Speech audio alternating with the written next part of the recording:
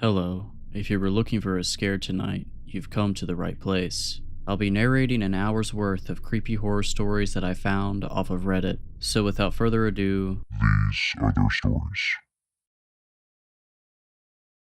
When I was 3 years old, I was in a really bad car accident. I didn't know it at the time, but that singular event would come to define everything about my life moving forward. What I remember about the accident is mostly a collage of backdated comments I was able to reel out of my father in the following years. He was driving me and my mom in his old 91 Chevy Tahoe through the twisting back roads of southern Illinois, weaving his way through the gnarled branches of oak trees which interlocked into a braided ceiling overhead. A fog had rolled in, giving the impression that we were driving through a cloudy tube. Everything was simultaneously bright and opaque. I didn't mind though, as I was in the back seat working on a coloring book. My mom was in the front talking with my dad or turning around to entertain my completed pictures. Although I was of the age where my memory was just beginning to mature, I still recall two things very clearly from the accident. First was the sensation of braking. I remember feeling the way a plate must feel to be dropped, weightless at first, then suddenly meeting a much larger, more solid object. The air popped like a firecracker and the entirety of my body shattered into hundreds of fractals. And then I remember a hand. It was my dad's hand pulling me from the wreck. I ended up hospitalized for weeks after the crash. My mom was less lucky. The impact had killed her instantly. As I've alluded to, I was young, and at the time I didn't fully understand the implications of what had happened. I knew something was missing, but it was like a word on the tip of my tongue, or the forgotten vanilla in a cherished cake recipe, coloring my experience but not the whole of it. Not like my dad. For him, it was the whole cake. He had somehow made it out with only a few scratches. I'm sure he had a really bad case of survivor's guilt, and frankly, looking back, I wouldn't have blamed him if he slumped into despair and spent his days drinking away his sorrow. But he wasn't that type of man. He got help. It took him years before he was able to recall anything that happened that morning, and most of it is still repressed, but he shared with me what he could, or at least that's what I had thought. My dad was a middle school teacher since before I was born, and he kept his job until very recently. As a result, we didn't have much by way of resources. I grew up on Disney Channel and TV dinners for the most part, but I didn't mind. When I became of school age, his job actually made caring for me pretty convenient. Since our elementary and middle schools were connected, he was able to drive me there and back each day. It was around 3rd or 4th grade that I realized I was different. I didn't understand the other children or even the adults most of the time. They would say things that immediately change their mind, or they would talk about something and in the next breath forget its existence entirely. I remember one day at lunch, I had just gotten my tray of hot food and sat down with some friends. One of the kids, Alex, was talking about a stuffed bird he had won for getting first place in Mr. Curtis's pop-up math competition. We were all admiring its blue wings and white belly and sharp black beak and beady eyes. I left mid-conversation to get a chocolate milk. When I came back, I asked to see the bird again, and Alex said, "What bird?" I was perplexed. "The bird, the blue jay you were just showing us." I remember all of the other kids looking at me like I was crazy. I figured they were all playing a trick on me, so I got up and went over to Alex's seat and crouched down, looking under the table. Then I sprung up and tried to open his lunchbox. "What are you doing?" he yelled. I felt so confused and embarrassed that I ran to the bathroom to cry. And then there was another time a group of kids were laughing about a joke one of the girls, Taylor, had made about our homeroom teacher's face looking like a seal. I knew it was mean, but at the time I just wanted to fit in, so I played along. But when I made a comment about her resemblance to the semi-aquatic animal, they all looked at me confused. "What are you talking about? We never said that."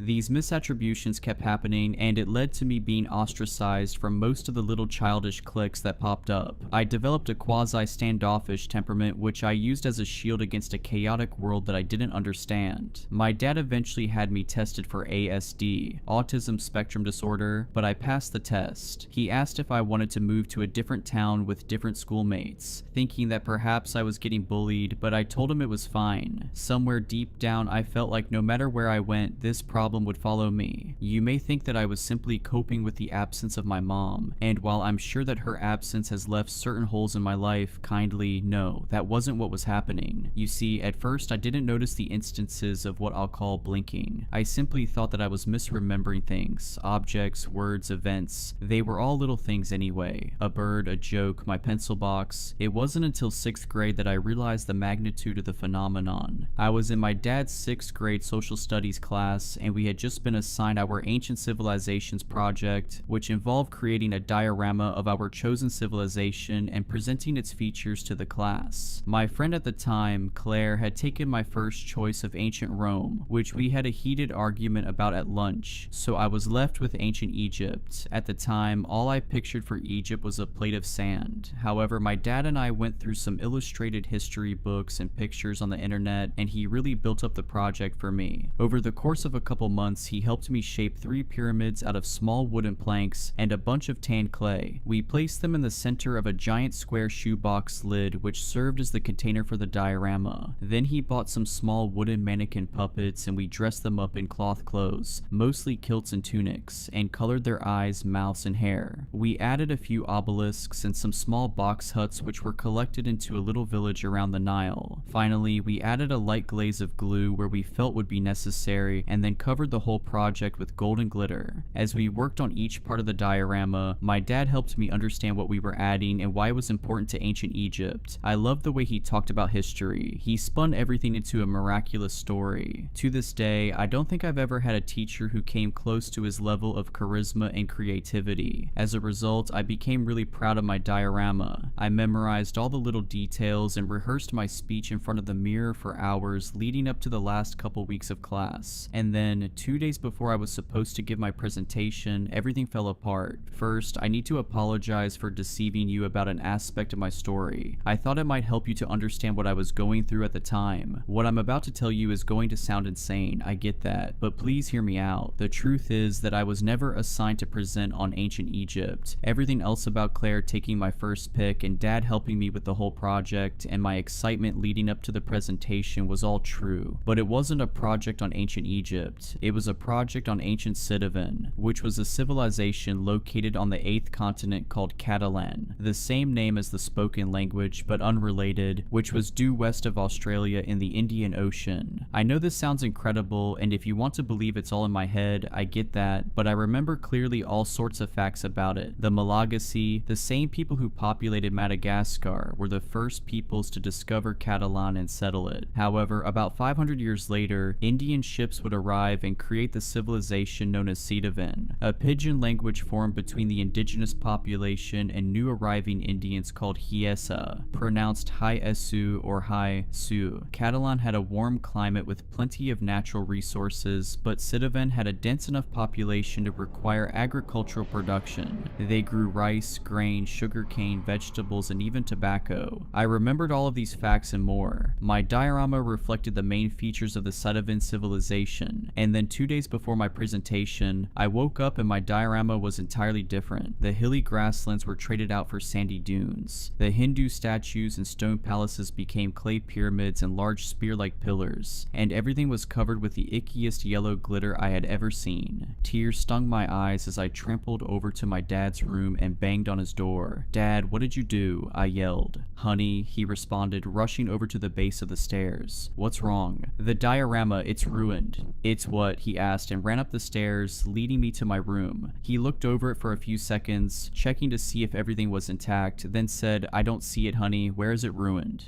I was completely dumbstruck. What did he mean he didn't see it? "All of it," I shouted. "The whole thing is wrong. Where's the grass and the stone buildings and the lady with the 4 arms and the elephants? Where's my project?" My dad looked at me in silence. "Lauren, baby, what civilization do you think you were working on?" "Ancient Citizen, of course. We've been working on this for months now. Dad, please tell me you remember." He knelt down and put his hands on my shoulders. "Honey, your project was on ancient Egypt. There is no ancient Citizen." You're lying," I protested. "Books, you have books. On your bookshelf." He took me into his study and showed me all of his books. None of them were on ancient Citizen. He even turned on his computer and typed in the name of the civilization, but all that came up was a near-matched Sidon. I remember feeling the sudden urge to puke. My entire body felt like it was pumping battery acid instead of blood. I started, but suddenly my head felt very light and I fainted. When I woke up, I was in the hospital. I had lost consciousness for over half an hour hour, enough time for my dad to call 911 and have the ambulance transport me to the nearest ER. They ran all sorts of tests on me, but they all came back fine. After a couple hours of IV fluids and monitoring, they released me with my dad. I ended up skipping the rest of school that week. My dad didn't make me present my diorama. In fact, he never brought the subject up again. Part of me was glad. I just wanted to forget the whole thing ever happened. But another part of me couldn't move past what was clearly the most absurd thing to ever happen to me. About a week after the incident, I tried to broach the subject, but when I asked my dad about it, he didn't seem to remember our conversation at all. He said I had fallen ill and that's why I needed to go to the ER and miss class. I felt like I was going crazy. If I was older, I probably would have voluntarily checked myself into a psychiatric ward, but I was young and helpless and alone, and I decided that if I just ignored the changes well enough, I could still get along. This proved difficult though, as the blinking would only exacerbate in the coming months. Up until the time of the project, I hadn't been able to directly observe the phenomenon. It was always in retrospect that things disappeared. It was during the summer after 6th grade that this changed. I still remember the first time it happened. I had just gotten out of the shower and was drying my hair in front of the mirror. After it was dried, I threw on my clothes, then went to tie my hair up in a ponytail, but as I went to set the elastic tie, I felt its weight dissipate in my hand. I gasped and held my hand out. The circular black band was gone. Fast forward to 7th grade and the blinking had spiraled out of control. Reflecting back on it, most people would probably have assumed I was drinking psilocybin infused water, as the delusions were somewhat consistent with psychedelic phenomena, except these distortions were real, at least they felt that way to me. I'd wake up and grab the box of Special K but end up eating Cheerios. The McDonald's logo would look yellow and red one day, but purple and black the next. I'd be watching a show and then a different show and then a different one. It was as if the entire universe was a Christmas tree with millions of lights, and the lights kept shifting hues randomly, faster and faster, and I was the only one who could see their changing colors. I remember one night my dad made spaghetti for dinner and we went out onto the porch to eat it. While we were sitting, I saw our neighbor's house, a 2-story townhome, blink and become a single-story bungalow. I gasped and my dad asked what was wrong, but when I tried to explain, he just gave me a strange look. For him, no matter what changed, the world was always that way, while for me it didn't have a way. The situation peaked when Claire, that friend I mentioned before, disappeared. I texted her. My dad had bought me a BlackBerry at the beginning of summer break, but didn't get a response. When I asked her other friends if they knew where she was, I got the usual, "What are you talking about?" look. I knew right away what had happened, even though I didn't want to believe it. I went to the teacher and asked if there was a Claire in our class. She said no. I broke down in front of everyone. I couldn't take it anymore. I ran out of school. The lady at the front desk tried to stop me, but I just barreled past her. I kept running until I got to a big park across the street and bawled my eyes out until the police arrived and escorted me home. When they tried asking me what was wrong, I didn't say anything. There was literally nothing I could say that they would understand. That night, I prayed to God for the first time. My dad wasn't a religious man. He went to Catholic church with my mom when she was alive, but after she died, he never went back. Still, I knew how to pray, even if I never did it. I copied some of the people I saw praying in movies and interlocked my fingers and knelt down on my bed, stuffing my head into a pillow. "Dear God," I said, "please, please, please help me." I told him about my struggles and asked him to make them stop. I spent an hour saying the same things over and over again, and when I was finished, my little body was so tired I fell right to sleep. I knew something was different the second I opened my eyelids. I didn't only feel relieved, but I felt embraced. I felt like someone was watching over me. I felt like I wasn't alone. I moved through my day with cautious apprehension. I didn't want to get my hopes up only to be let down, but to my surprise, the blinking had stopped. At least I couldn't remember any of the inconsistencies, and to me that was a win. I began to pray regularly, and the more I did, the more I could feel the sense that someone was looking out for me. It was like I was getting a big hug from some cosmic force that loved me and wanted me to be happy. I made it a habit to pray regularly. I asked my dad if he could take me to a church, and he agreed to take me to St. Mark's, the same church that he and my mom used to attend. Over time, I realized that the actual church services weren't as important to me as the praying. For whatever reason, there was something about praying that was like a glue for my brain, holding the entire universe together. As I got older, I considered that maybe it wasn't that the changes were no longer happening, but that I simply didn't see them anymore. In other words, maybe I was just becoming like everyone else. Either way, I didn't mind. In my teenage years, I got got into mindfulness meditation. I thought that I'd want to go into religious studies and become a theologian, so I started to learn about Eastern traditions in addition to Christianity. I joined a bunch of different school clubs to meet kids of different faiths: Judaism, Hinduism, Buddhism, Islam. I tried to find a common thread which linked them all and would explain what happened to me as a child. The metaphors of heaven and hell, good and evil, the Taoist yin and yang, duality. Every religion seemed to speak about a way of being that would lead to a better place. In some cases, that better place was a physical future existence, and in others it was merely being in contact with the perfection of nature or the present. Metaphorically, the teachings could explain what I had gone through in a kind of loose way, but there were no explicit statements about my condition. I want to fast forward to why I've decided to write about this now. To give you an idea of where I'm at, I'm now 25 and working on finishing my MA in computational linguistics. I know that's a bit of a switch from what I was thinking when I was a teenager, but I really only interested in religion because of the value praying afforded me as a child. I didn't actually have much interest in the subject itself. After my first year of college, I changed to an English major, which ultimately led to me taking a linguistics class and enjoying it so much that I switched tracks in my junior year. Considering the state of the world, I thought minoring in computer science might help me financially in the future, so I ended up charting a path which I figured might lead to something like developing translation software. Anyway, everything was going fine until a few weeks ago. I was out at an all-night diner with a few of my friends from the program. There was Jeremy, Martin, Bella, Jordan, and Macy. We had been working on a group project together involving modeling construction grammars by generating primitive 3D structures using C#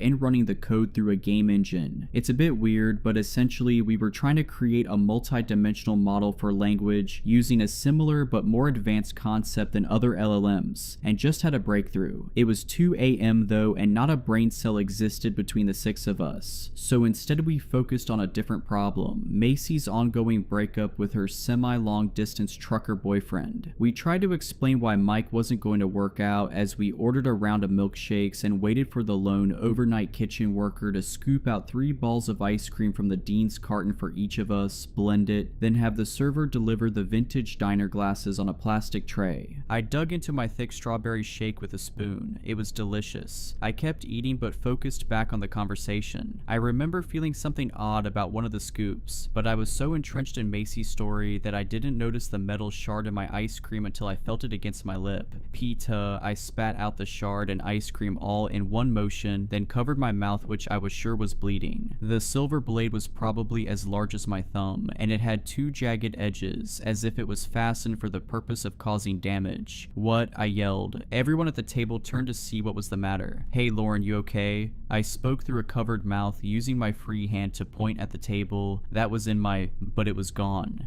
"In your shake? Was something in your shake?" asked Jeremy. I froze. In that moment, the stories of my childhood that I had only remembered as faint nightmares came back in a wave of crushing terror. How could I have been so stupid to think they would simply vanish forever? No, this isn't the same thing, I thought, but deep down I knew it was. I drew my hand away from my lips and saw that it was dry, no blood. When I looked back up, all of the blood in my veins went cold. My friends were smiling at me. Their lips were elastic like taffy, stretching to reveal their teeth. I could feel them radiating malevolence, as if the only thing holding them back from picking up their utensils and stabbing me to death was some thinly veiled force field. The moment lasted for what felt like half a minute, then Jordan said 2 words which made the hair on the back of my neck stand up. "Found you." The words ricocheted in my now adrenaline-powered skull, but just as he spoke them, the world blinked and my friends were back. Bella reached out and grabbed my hand. I pulled away, but when I saw her concerned expression, I relented. "Sorry guys, I think I'm going to have to call it," I said. "You sure, Elle?" asked Jordan. "You look like you just saw a ghost." "Yeah, thanks, but I stumbled for a lie, but when one wouldn't come, Martin stood up and said he'd walk me out to my car. "Thanks," I said as I got into my little 2015 Jetta. "It's just been a long day."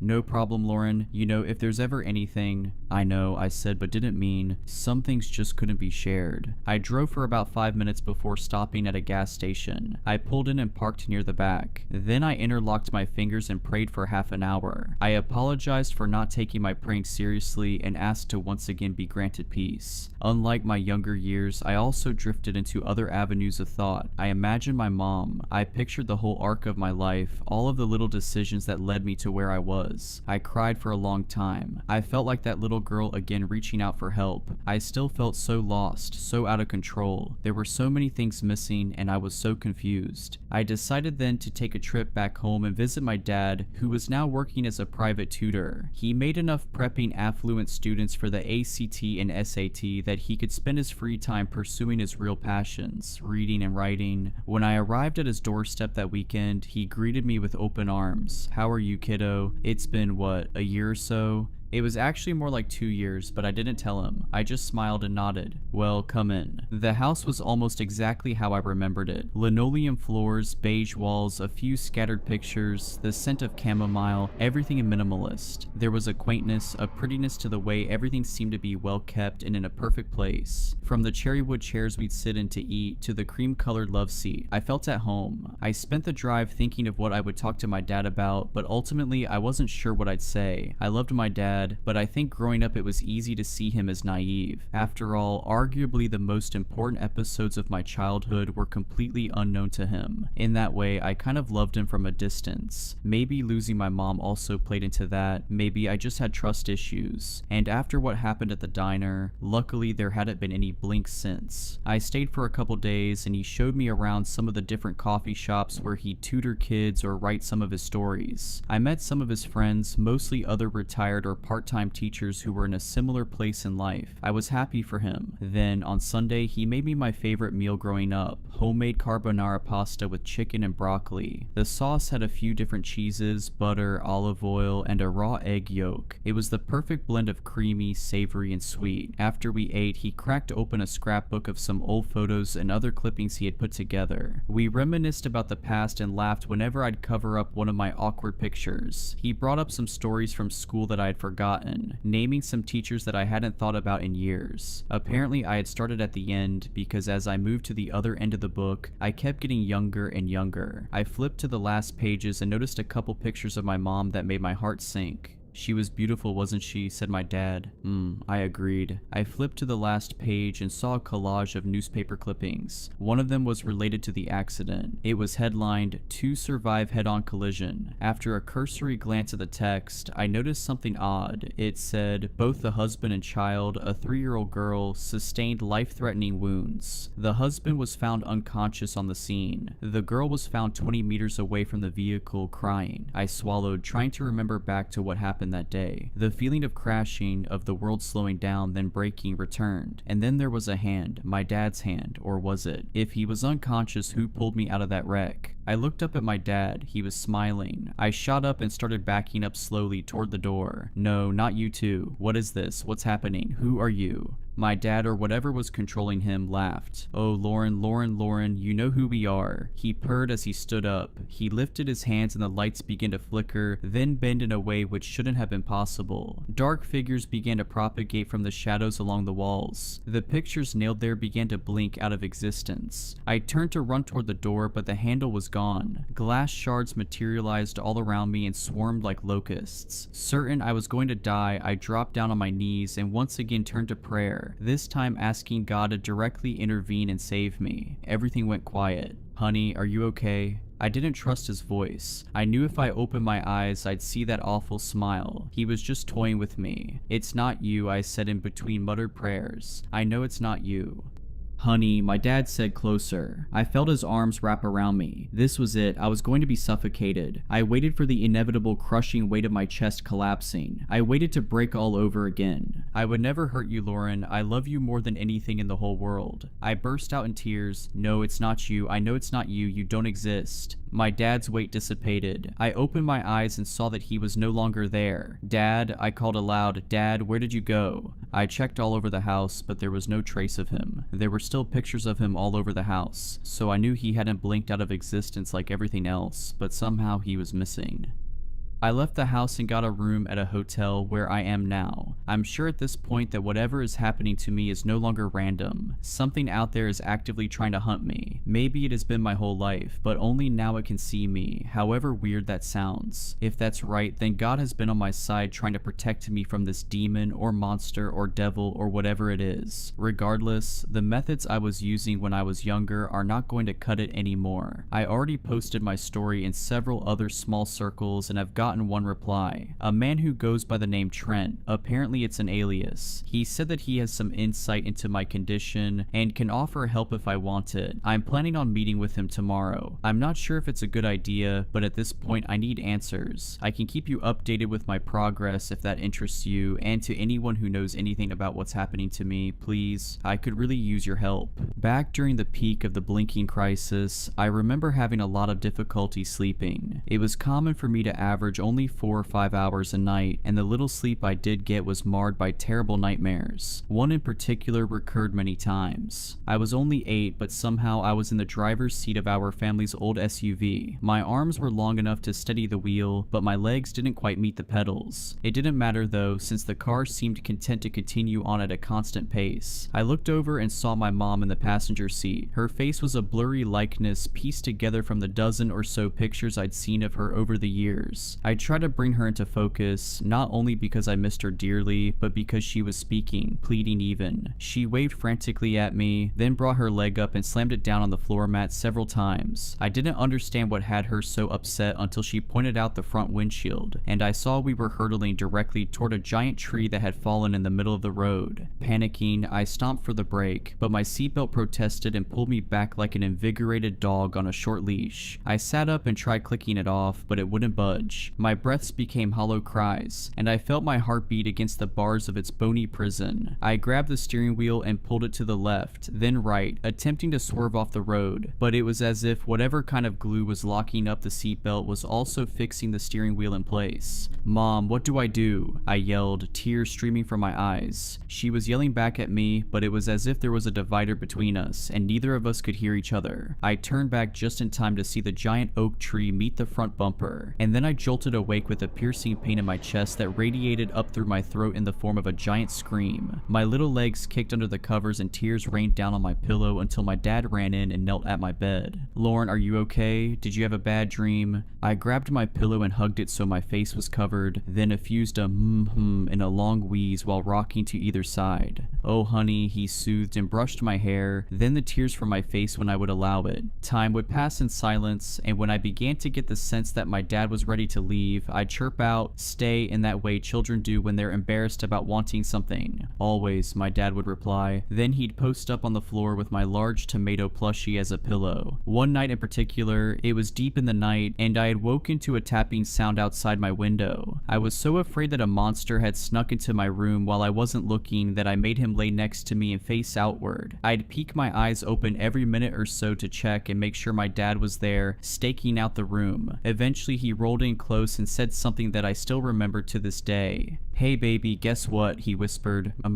mumbled. "I think you scared the monster away." I tried to picture this through the fog of my fatigue. Something seemed off about the statement, like it wasn't logically possible, but before I could piece together the words to express that, my dad cut back in. "It was scared because it realized you're a superhero, and you know what your greatest superpower is?" I shook my head, making sure to rub my forehead against his shoulders so he could sense it in the dark room. "Your greatest power is that you get to tell the monsters what to do, because the monsters are only as strong as the stories you tell about them, and there's all kinds of stories. Happy ones, sad ones, scary ones. Tell me, this monster you think snuck in, would you say he's part of a scary story?" "I don't know," I said, confused. "Maybe."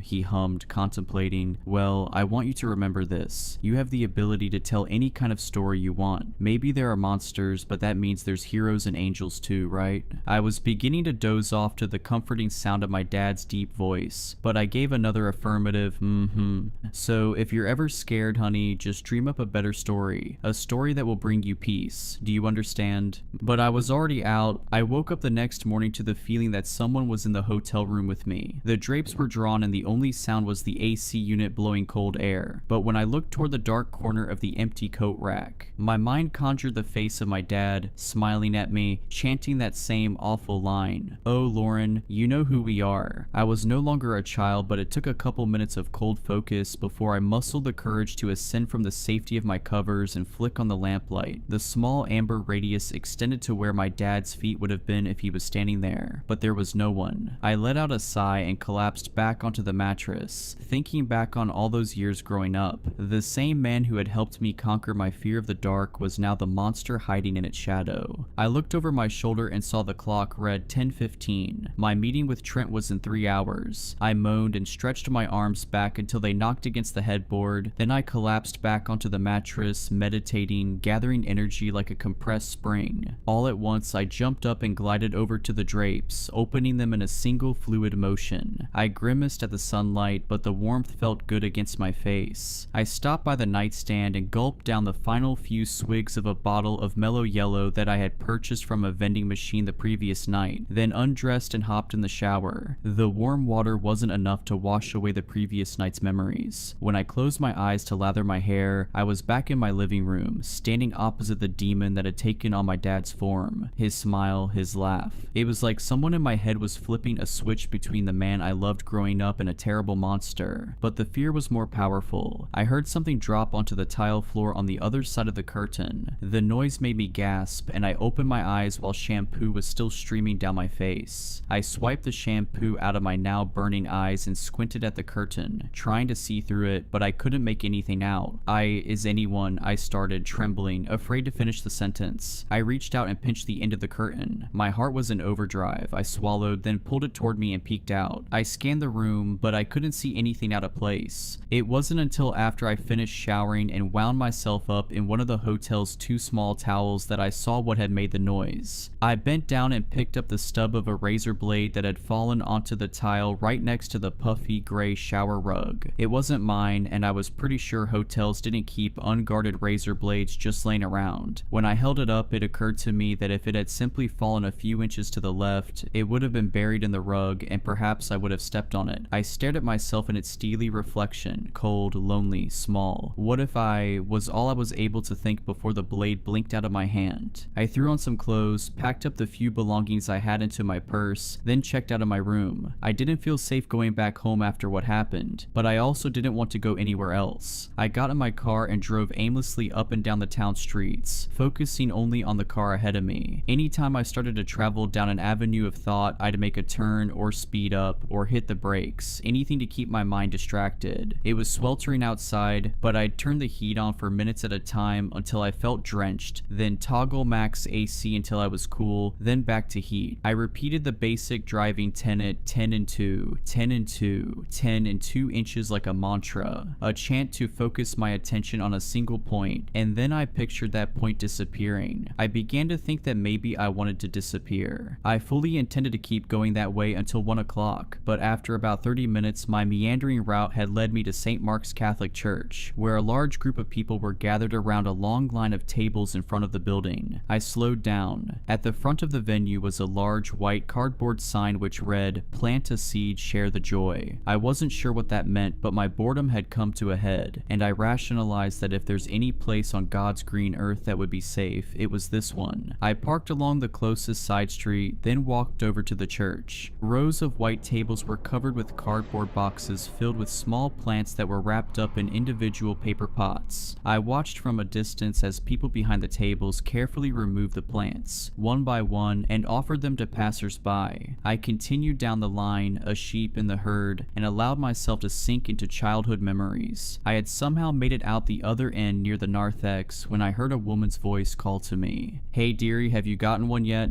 I turned and saw a small, gray-haired lady with rose-colored glasses. "Oh no," I started, attempting to decline, then paused. The old lady grabbed one of the plants and held it out for me. "Here," she said, "come on, I won't bite." "As far as you know," I thought, and stumbled forward with a sigh. "Thanks," I said, and took the plant. "What is this all for anyway?" It's a giveaway, the old woman responded. Staff have been growing these plants, tomatoes and garlic mainly, so they could offer them to members of the parish. The idea is to have the members grow the produce, then donate it to St. Mark's food pantry to give to those in need. Oh, that's actually pretty cool, I replied and inspected my plant, which was at present nothing more than a small green stem. So which kind is this one? That one is... The old lady stopped and inspected the other plants near where she had grabbed mine. Tomato. Tomato, I repeated. Well, thanks again. Of course, dear, the old lady beamed. We're all responsible for each other. I nodded, then continued back through the crowd toward my car when, through the large vestibule windows, I saw a priest speaking to a young couple. It had been a little over a decade since I had attended a service. I stopped going during high school when I started studying other religions, and I didn't recognize this priest. He was short, just over 5 feet tall, bald, and African American. He wore the customary black robe and white collar, and there was something in his smile and the way he seemed to be affirming the couple that made me yearn to speak with him. I considered for a moment, a bit embarrassed to be stepping back into church after all this time, but the thought of being able to burn 10 minutes talking with someone who might have some insight into my situation was too tempting to pass up. I waited near a portrait of Mary Magdalene, my tomato plant in hand, staring off at the pristine series of stained glass images portraying the death and resurrection of Jesus. About a minute in, the priest met my eyes. He smiled, his way of telling me he knew I was waiting, then finished up with the couple and made his way over. He had a bit of an accent when he spoke. It was Ugandan from best I could tell, and a proclivity for laughing at the end of his sentences. Hello, miss, I don't believe I've had the privilege, he said and held out his hand. He leaned in as he spoke and his smile tugged on the corners of his eyes, which were already marked with use. I shook his hand and returned what I'm sure was a weak smile. No, I don't think so. My name's Lauren. I used to come here when I was little. It's been a while.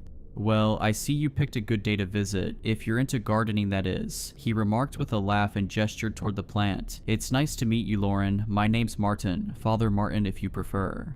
Father Martin, I repeated. I have a friend named Martin. It's a good name. He laughed and said, thank you. I'll pass that one along to my mother. She loves the praise. I laughed back. He carried himself in such a carefree way that I was put immediately at ease, almost to the point where I forgot what I wanted to talk to him about. I started, attempting to word my question in a way that didn't sound like I needed psychiatric help. I have a couple of religious questions for you, if you have time. That's what I'm for. Ask away. They're about miracles, like the ones in the Bible. I was wondering, do you think that miracles still happen today? Miracles, huh? He started. You mean like water into wine? Kind of, yeah.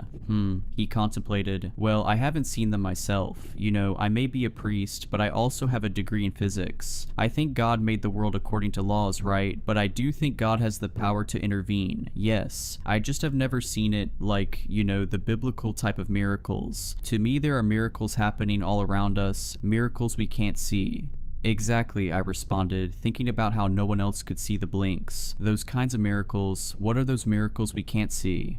One of Father Martin's eyebrows raised and he rubbed his chin. Well, I think the greatest miracle is the miracle of God's love which was perfected in Christ and offered to each of us. It's his power to heal even the most troubled mind. By coming into alignment with God's will for us, we can see the true purpose of this existence.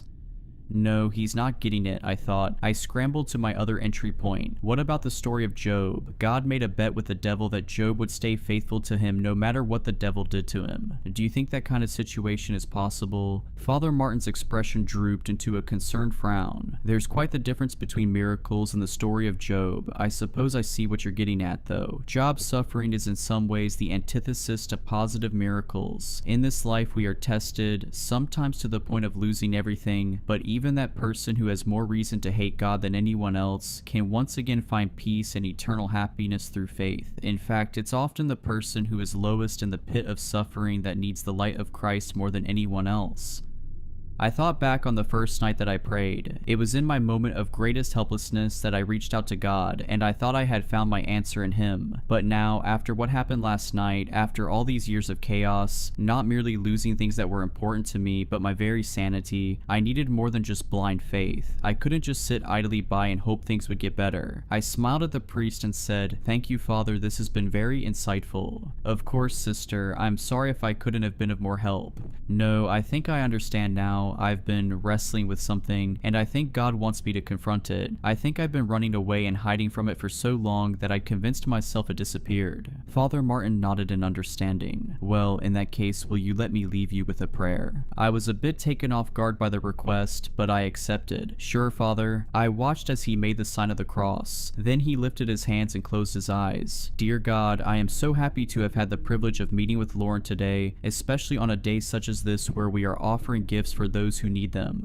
You have heard her desire to confront the things that are troubling her. I ask that you bless her with strength and peace and a clear conscience that she may overcome these challenges. God, bless us with your spirit that we may see your hand in our lives. Amen. Amen, I said. As I was leaving, Father Martin called out to me and said, "Oh, just so you know, this Friday at 7 we are having a barbecue at the parish center. I would love to see you there if you're able and wanting." Turning back, I smiled and said, "Oh, okay, thanks, Father. I'll think about it." The priest nodded, and with a smile, he sent me off. I walked into the deli at 1 o'clock on the dot. The customers who had arrived for the lunch rush were already cleaning up their trash and heading out. I dodged past a few of them on my way down the long, narrow path leading to the front counter, while I waited behind a couple of elderly folk who were picking which soup they wanted to pair with their ultimate grilled cheese. I looked around for Trent. He hadn't sent me a picture or any way of contacting him throughout the day, so I wasn't sure what I was looking for, but I figured I'd see some man half hidden behind a newspaper scouting me out. Maybe I watched too many movies, I thought. Ma'am, you're up," croaked the teenager behind the register. "Oh, right, sorry," I replied and stepped up to the counter. I muttered, scanning the menu for something that looked edible. Could I just get... I made sure to mouth every syllable as they were words of their own. "We have a deal, the try-two combo, sandwich and a soup for $9.99. The cashier repeated for what was probably the 50th time that day. "Yes, that sounds good. I'll do the Italian sandwich and potato soup. And a drink, please." After I paid for the food, I wandered around the tables, hoping to find someone who looked like a Trent. I was picturing a short guy, runner's build, with long brown hair, tucked somewhere neatly away in the corner. So I was not prepared when the Hulk stunt double growled my name from a table smack dab in the middle of the restaurant. He had a pale, square face that was spotted with freckles and a sinking property that comes with the lethal combination of stress and age. His hair was relatively short. Probably it was brown or auburn, but since it was slicked back, it looked almost black, and he wore what looked like janitor coveralls. There was even a cloth tag pinned to his chest which read, "Trent." "Lauren," he repeated. "Yes, that's me," I said, and took a seat across from him. I saw a brown tray on the table in front of him, and on the tray was a large white soup bowl. It was empty and beginning to crust along the edges. He must have been here for some time already. "I didn't know where you'd be, so I was worried we might miss each other. I'm glad you found me, though," I said while looking over Trent more thoroughly. His large hands were stretched out in front of him on the table. He wasn't wearing a ring, so he probably wasn't married, and his face, it was stern. He seemed like a no-nonsense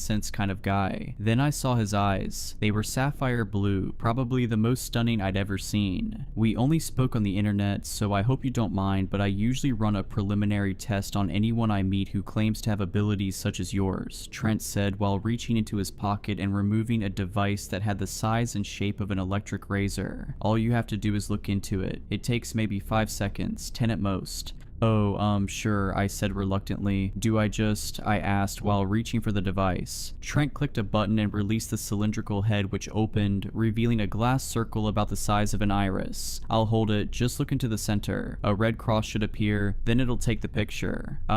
Okay," I replied and did as he instructed, leaning my head forward to look into the device. Sure enough, a red cross appeared. Was all I got out before the light turned blue and I saw a gray fog disperse and billow throughout the inside of the tube, extending for what I perceived to be miles. My jaw went slack and I couldn't breathe for maybe 5 seconds. Then Trent re-shuttered the device and turned it over. 72, he said with a hint of shock. "That's the highest I've scanned to date." He looked back at me, more relaxed now, and muttered to himself, "How have you been able to function for this long? At this level, you should basically be half in, half out." I rubbed my forehead, feeling a mixture of pain and frustration and fatigue and impatience which all poured out at once. "Listen, Trent," I said as sternly as I could. "I came here because you said you knew what was wrong with me and that you could help me. I get you have to make sure I am who I said I am, but now it's your turn to pay up. How do I know you know anything about my condition? You said my mom might still be alive. What does that even mean? I saw her die right in front of me. I want answers." I waited for Trent to respond, but he only lifted his head. I turned around and saw a girl holding a tray of food. Hi, sorry to interrupt. I have an order 36 for Lauren. Oh yes, thank you, I said. The worker placed the tray down on the table in front of me, and when I saw the food, I suddenly realized how hungry I was. Trent must have also realized this because he folded his arms and said, "Go ahead and eat, I'll explain while you do." I wanted to protest, but my salivating mouth made other plans. Fine, I said. I grabbed the metal spoon off the tray and started on the soup, bracing against the steaming heat of the potato chunks. As I ate, Trent moved all of the items on his tray off to the side. Then he flipped the tray over so it was raised slightly off the table. He took his cup and placed it face down in the center. Then he rolled up a few of his used, blue mayonnaise packets and charted a track across the tray. "What are you doing?" I croaked out between bites. Trent ignored me and continued by ripping up a napkin into strips and placing them alongside the mayonnaise packets. Finally, he snapped 10 toothpicks in half and stuck them in the tomb of a dozen overlaid napkins. "It's your diorama," he said at last. "It's my what?" "From the story you sent me, your diorama. When I read about it, it gave me a good idea of how to explain the blinking." I pointed at the cup in the center. "Is that supposed to be a pyramid? Because I'm pretty sure you're in the wrong geometric neighborhood with that one." "It's an analogy," he said. "Of an analogy," I quipped back. "Look," he picked out one of the toothpicks and held it out in front of me. "This could be a person, an animal, a crowbar, whatever you want. The point is, this diorama is a stand-in for our universe. This is everything that exists that we can see, okay? Okay. Now me." Trent placed a hand over his heart. "I'm not in the diorama. I don't exist in the universe." "In the universe where a cup is a pyramid, or the actual universe," I said, unable to control myself. Trent grimaced. "Sorry, keep going, I get it." Things pop into. Trent threw the toothpick back onto the tray. Or out of. He picked the toothpick back up. "Our universe at will based on forces," he patted his chest again, "that exist in other realms," he gestured to the room, "that are connected to our universe." He tapped 2 fingers against the tray. These things could be objects like, say, a toothpick, or entities like the one you encountered yesterday. The blinking experience that you described aligns with the typical experience of a moderate antenna. That's what I call people like us, antennas, because we can pick up on signals others can't. You mean you see the blinking too? Yes, but not to the same extent as you. If all the blinks are gathered in a giant picture that you can see, I'm traversing the image through binoculars, maybe even a microscope depending on where we are. I thought about this. I guess it was possible there were other people like me out there, but since I had never met anyone, I didn't really consider the idea until now. And then for him to say my ability was somehow much stronger than his. "But," I started, "I haven't even seen that many blinks since I was a child. It's just more focused and malicious now."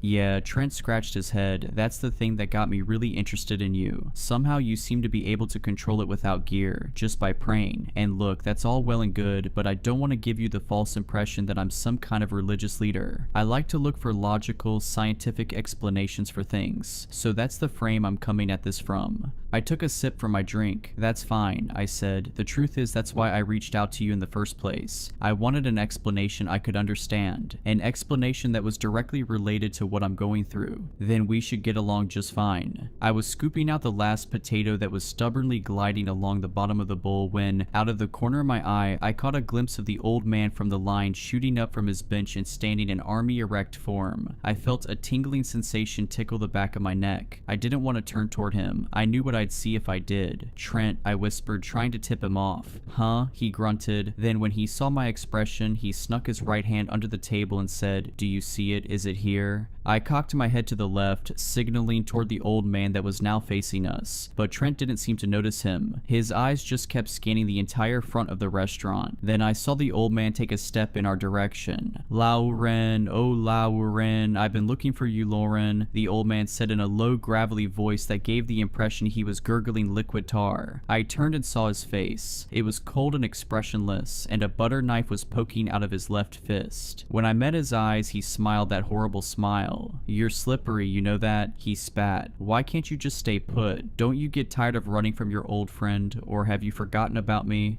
"Trent," I mumbled out, "right there.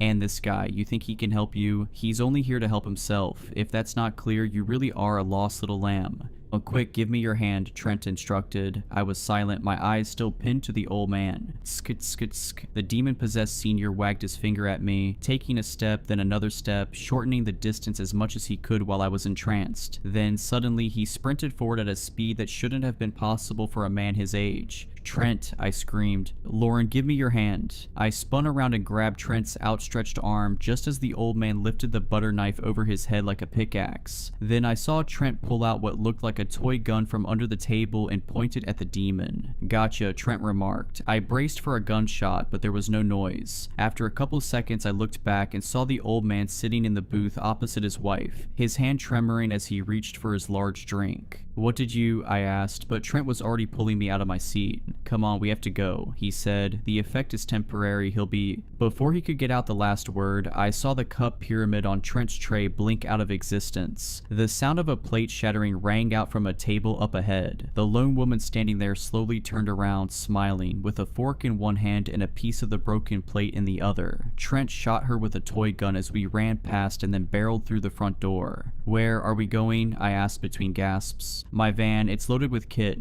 "And then where?" "Your house," replied Trent, who stashed his gun back in his pocket and took out a key fob. "My house? But that's where it appeared." "Yeah, and that's where you banished it." Trent waved me into the passenger seat of his Ram 3500 ProMaster. I noticed right away the dash, which looked more like it belonged in a new limited edition EV than a cargo van. The ignition kicked on automatically, and I heard the beep of a sonar ping precede an English woman's voice calling out like some Oxton GPS saying, "Scanning for anomalies." Trent shifted the van into gear, and I heard the wheels sputter as we accelerated backward and whipped out of the small parking lot. "What's your address?" Trent asked. I gave it to him, and then speaking to his dash, he said, "Car, take us to Kya." "Was redirecting to Waki Api," replied the British woman. "Currently detecting 31 novel emergencies. Updating pings every 300 milliseconds. Chance of contact 0.23%. "What does that mean?" I asked. "The van has sensor equipment which can detect blinks. It's much more accurate than either of us." "And it sees 31? "Yes, that's not as many as it sounds," Trent said, and tore past a car that blinked out of existence right as we turned onto the main street. We drove on for another couple minutes, the English woman updating the number of novel emergencies every 10 seconds or so. Her constant babbling eventually became a comforting background noise, and I was able to think again. "In the message you sent me, you said my mom may still be alive." I looked at Trent to see if he would react to me bringing her up, but he remained stolid. "What did you mean by that?" Trent thumped his steering wheel. "I shouldn't have sent that," he said at last. "Shouldn't have? What do you mean? You can't just say that now." Trent took one hand off the wheel and turned toward me. "Look, we're going back to your house because we need to determine your origin point. All antennas have them. It's a place of high energy where many realms intersect, kind of like a station, and it's the place where you first acquired your abilities. Based on everything you wrote, I'm guessing that place is where the forest where the accident happened when you were a young child, but I need to confirm it. Once I confirm that that's the place..." Trent hesitated. "Then what? You want us to go back there, to the place where my mom died, or at least where I think she died until you told me she might be alive but are now taking it back? That place..." "It's the only way to..." "Now detecting novel agent," the English woman interrupted. We both perked up as she gave another update. "Net anomalies 437, novel agents 1, chance of contact 78%. "Crap," Trent muttered. "Car, course correct." Attempting course correct to avoid collision. Attempts made 10, 50, 75, 79. No alternate route detected. Chance of contact 96%. Time until contact. Time until contact 13 seconds. I shuddered. Looking out the front windshield, I saw cars pop out of existence left and right, opening up a clear path to the four-way intersection ahead. In a blink, the streetlights all turned green, and then they vanished completely. It was as if the entire world was being stripped down bare, and all that remained was the road, boxed in by the rows of buildings along either side. In the distance, I could see a large tanker barreling toward us. "Trent..."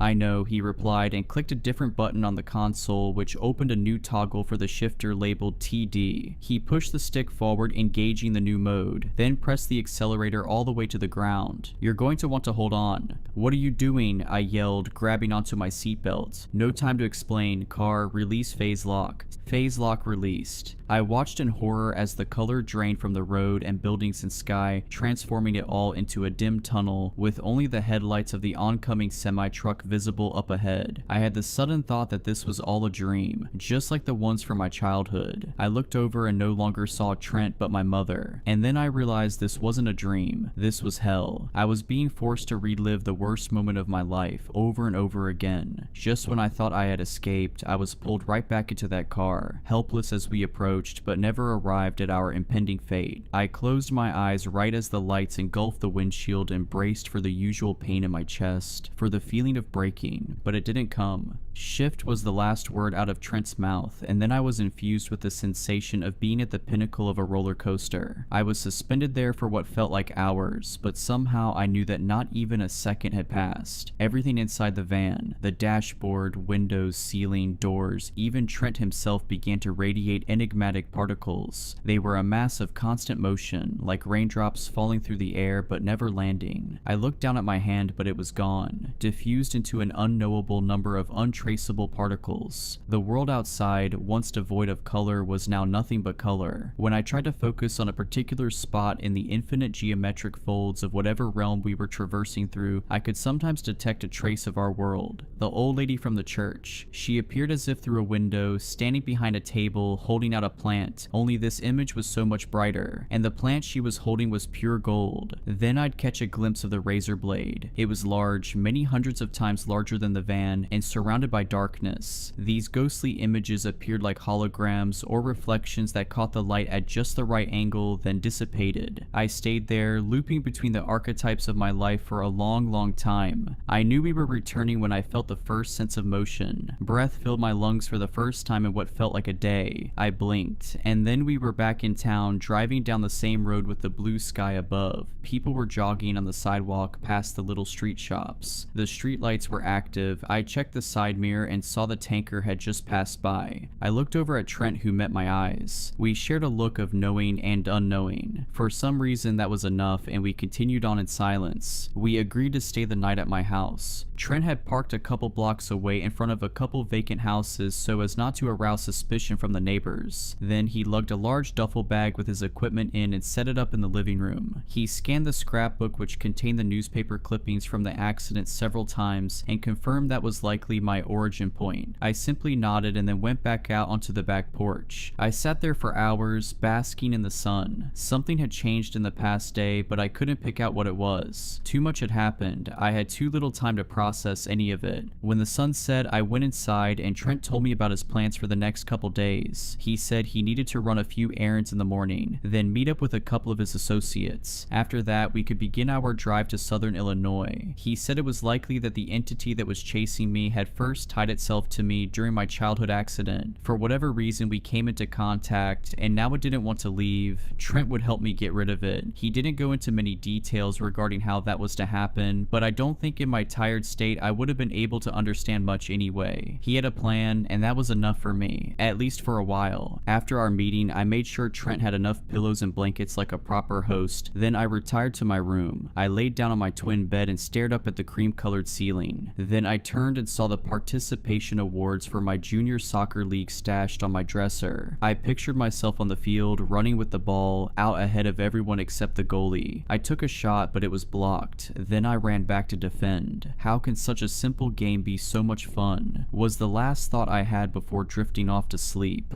I woke up only once during the night. It was still dark out. The room was warm despite the small flower petal fan churning away, shifting the hot, humid air from one pocket of the room to the next. I waited in apprehension, sensing that something had disturbed me. I saw the tomato plushie peeking out at me from the slightly ajar closet door where I had stashed it so many years ago. I felt like I was missing something important. And then I heard it. There was a tapping at my window. Darkness gave way to dimness as I opened my eyes and saw slivers of gray light printed on the ceiling like lines on the page of a ruled notebook. In the distance, I heard the sound of pans clanking against the kitchen stove, and I became ever aware of the scent of cinnamon and bacon sneaking in from under my closed bedroom door. For a moment, I was back in 6th grade. My dad was downstairs cooking up his famous from-scratch buttermilk pancakes and cheesy scrambled eggs. It was probably 7 o'clock, maybe 7:05, and I had 15 minutes to get up, shower, dress, eat. Then it was off to middle school with Dad, for me to learn, him to work. It was the day we were set to be assigned our Ancient Civilizations project. perfect. Unless something went terribly wrong, I would be choosing ancient Rome. I didn't know much about it other than it was some great empire, but even then I didn't really understand what an empire was. I was just happy that I would get to build something with my dad. I turned on my side and looked at the closed blinds, the source of the gray lines, then the cabinet with all my trophies, and finally the wobbly fire truck red chair pushed under my desk. I was home at last. The past 15 years were nothing but a dream. There was no blinking, no malevolent demon chasing me, no inexplicable chaos. It was a sweet fantasy, but one that became bitter the longer I tried to chew on it. I swept my legs out from under the covers and sat face down on the corner of my twin mattress. My feet were adults' feet. My room was my former room, and that was Trent downstairs cooking breakfast. Unless, of course, it was my dad, in which case I'd have bigger problems than merely waking up from a good dream. After changing into a fresh shirt and pants, I went downstairs and saw that it was, in fact, Trent cooking breakfast. He was wearing a plain t-shirt through which I could see the ripples of his large back muscles as he whisked what I presumed was pancake batter. He must not have heard me because he didn't turn around when I made it to the end of the hall. I leaned against the wall, arms folded, and watched him for a minute as he finished whisking the batter, then poured it onto a hot griddle, spilling a few dribbles on the counter in the process, watched it bubble, flipped it, then transferred the golden medallion onto a plate stacked 5 high. Next to the pancakes was a plate filled with bacon and a small aluminum pan of scrambled eggs. "Smells good," I said at last. "Find everything okay?"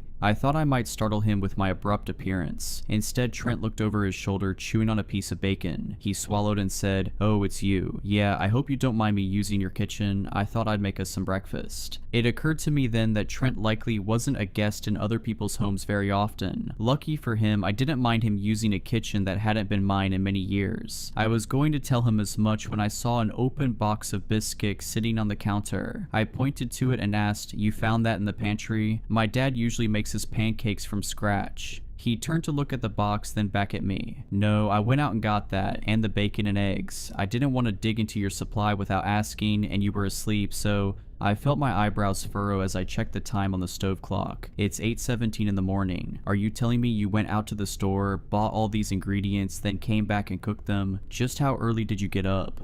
"Around 5, he answered as casually as if I had asked his dog's name. "I don't usually get much sleep. Around 4-5 hours is all I need. It's actually unusual for antennas to need more than that amount, but I suppose you are unusual." I opened my mouth in disbelief. Not only had he commandeered my kitchen, he was calling me unusual at 8:17 in the morning. "Sorry," Trent said, reading my expression. Well, let's just say I've not had many personal relationships. I'm used to being blunt. It's just easier that way." He took out a plate and transferred 2 pancakes, some eggs, and a few slices of bacon onto it. Then he held it up to me as a peace offering. I sighed. "This better be good," I said with a wry smile and took the plate. "Trent certified, but no guarantees. Refunds not allowed," he replied, which made me giggle. We sat across from one another at the dining room table. The meal was pretty good, but it was no dad's special. The pancakes were clearly box pancakes. The scrambled eggs lacked cheese and had a little too much pepper, and the bacon was, well, it was bacon. No complaints there. Still, it was nice to settle down and have a somewhat normal morning. After we ate, Trent unfurled the long arc of his life, which began as the second youngest brother of 8 siblings in rural Oklahoma. Trent's pops was in the logging business, first as a lumberjack, then as an owner of his own logging company. His dad acquired the business while Trent was still young, so school was never a high priority for him, at least not the way contributing to the household was. The rest of his childhood he summed up in 2 lessons. Being close has nothing to do with distance, and don't touch strange plants in the woods. I asked him if he kept in touch with any of his siblings, to which he responded saying, "The only reason they haven't had a funeral for me is because it would be too much work." When I asked him to elaborate, he said he'd not had contact with anyone in his immediate family for over a decade. He kept tabs on them. For example, he knew his mother had dementia, and his dad was forced into retirement by his oldest brother, who had gone on to take over the logging company. His sisters were all married and moved to other parts of the country. He considered reaching out several times, but his situation required a degree of security that wasn't conducive of close family ties. Not that there were particularly strong ties even before he broke contact. Trent admitted to being a bit of a black sheep. It all circles back to one of my jobs as a home inspector, he explained. After I moved out, I tried college and quickly realized it wasn't for me. So I entered the workforce and did a bunch of odd jobs: construction, carpentry, plumbing. I even drove a garbage truck for a while, but I ended up in home inspection. There was one job in particular which made me aware of. Trent paused and gestured toward the space between us. Our situation, the blinks. You remember what I told you about origin points being like a station where other realms intersect with our world? Well, this house was like Union Station or JFK Airport if you prefer a plane analogy. There was a pile of junk up to my knees in the basement of that house. All of it had been blinked in. I spent a couple days on the property, running tests, trying to identify the strange phenomenon, but on day 3 I rolled up to an army of what I thought at the time were feds, parading around the property like ants on an anthill and sectioning it off with crime scene tape. I saw disgust funnel into Trent's expression. They're not feds at all though, at least not anymore. I call them the organization, a group of people who lead in the formalized understanding of what you know as blinking, and they're the reason I have to take precautions. I considered this for a moment. Trent's story was certainly plausible, but I was missing a key piece of the puzzle. Okay, so what does this organization want? You make it seem like they're not good people. Have they tried attacking you? This caused Trent to laugh for a solid 10 seconds. Sorry, it's just, I mean, if you knew what I knew, you might think it's funny too. Then tell me. Trent took a deep breath, then released. It's a long story. The gist of it is this. The organization has a certain device which I call the receiver. Think of it like a giant antenna. No, not us kind of antennas. An actual antenna. It's like the machine equivalent of us, but with 1 billion times the bandwidth. Their goal is to use the receiver to map our world in relation to other dimensions, then use that map to establish dominion over everyone and everything. In order to do this, they need muscle, both human muscle and antenna muscle. They're in the process of harvesting as many of us they can find. They're like a giant diamond company who is taking to the mines. When they find a stone, they take it back to their factory for cutting and refinement. In real terms, they run tests on us and attempt to augment our powers. The ultimate goal is to create a strong antenna, or an antenna capable of causing phase shifts, blinks. Trent saw from my expression that he was starting to lose me, so he stood up and began rolling up his shirt.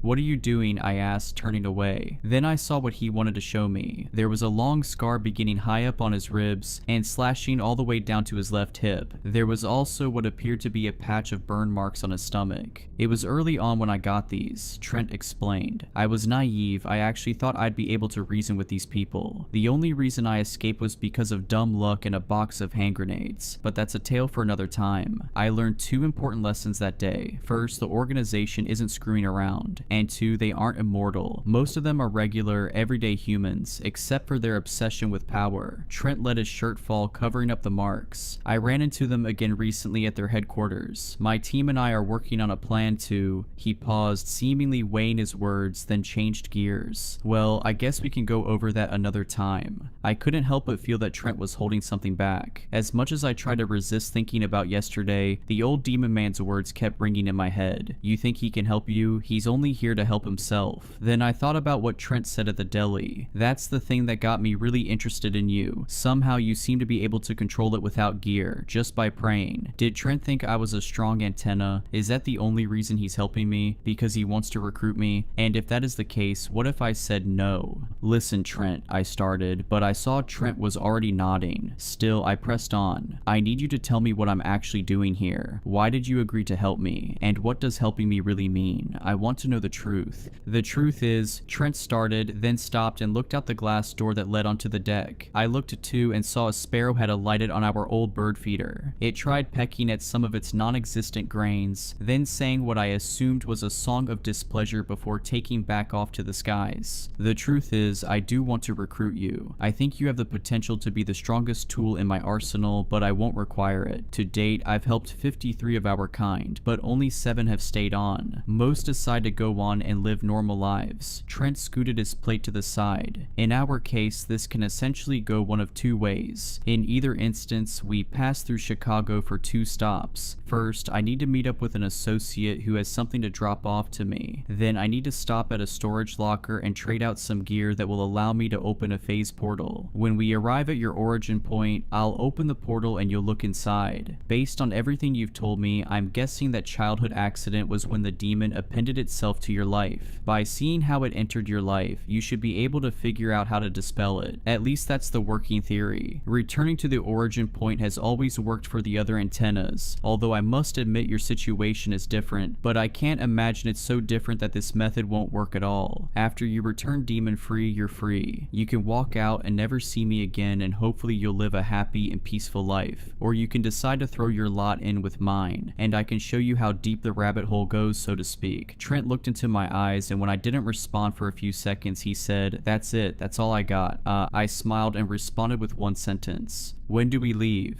Memories have a strange architecture. In some ways, they are the great safety net of our experiences, collecting them like a bucket under a leaky roof. In other ways, they are an eternal reminder that nothing ever truly lasts. Perhaps a better way of thinking about memories is as the ghosts of our past lingering in the present. As I took one last stroll through my childhood house, feeling that it might be my last time for a long while, I felt the imprints of childhood memories press into my awareness. I could hear my father's voice reading to me at my bedside. I could see him holding one of my stuffed animals above my head as I wrestled him for it. I could recall the times when I'd sneak down the stairs late at night and quietly open the freezer, grab the ice cream carton, then head back upstairs to eat it. I felt a yearning to return to those memories, to walk into the fictitious pictures my mind was painting on the canvas of my present. I knew I couldn't return, but I still wanted something to hold on to. I went back to my room and grabbed the cotton stuffed tomato from off my closet cabinet. Then I walked through my dad's study and removed a volume I recalled him frequently reading, a hardcover book with a green binding called A Collection of Great Works. I placed these items by my feet in the passenger seat of Trent's van, and just as we were about to leave, I remembered something else. "My plant," I blurted. "Your what?"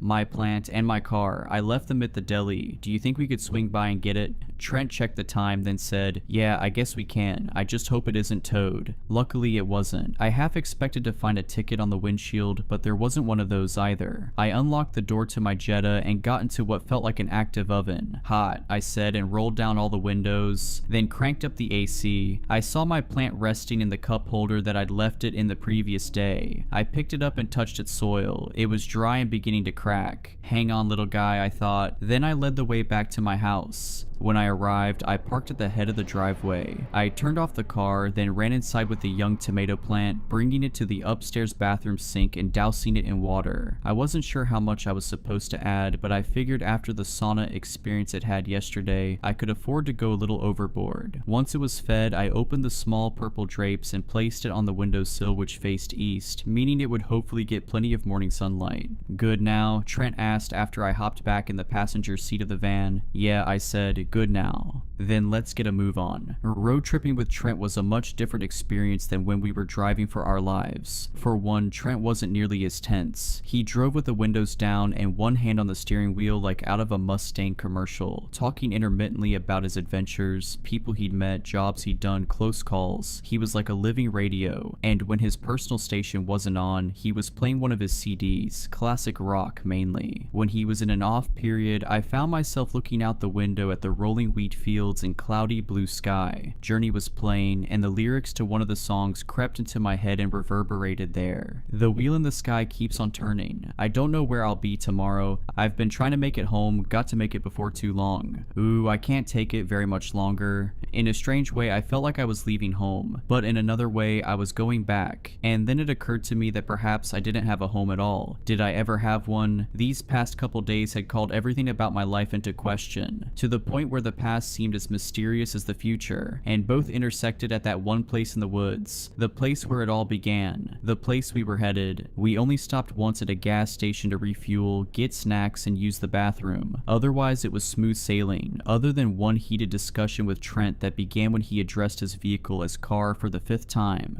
"Okay, you need to come up with a better name than that." "What do you mean?" Trent asked, seeming genuinely confused. "You have a supercar and you named it Car. That's actually embarrassing, but it is a car." I face-palmed. "First of all, it's a van. A van is a type of car. Second of all, would you name your kid in Kid?" Trent thought it over for what I thought was much too long. At last he concluded, no, I'd probably name him Boy, or if it's a girl, Girl. After 5 more minutes of his childish banter, we settled on the name Ava, my choice after rejecting his runner-up name Scar. At around the 7-hour mark, I dozed off, then woke up a couple hours later to the sensation of the van dipping, then bumping up into an elevated climb. The evening sunlight that was pressuring my eyelids to open dissipated, and everything was suddenly dark. I opened my eyes and saw we had entered a parking garage. Trent pulled into an open spot on the second level. "We're here," he said, and gathered up his gun, which he stashed in a driver's side underboard compartment that I'm guessing he had installed himself.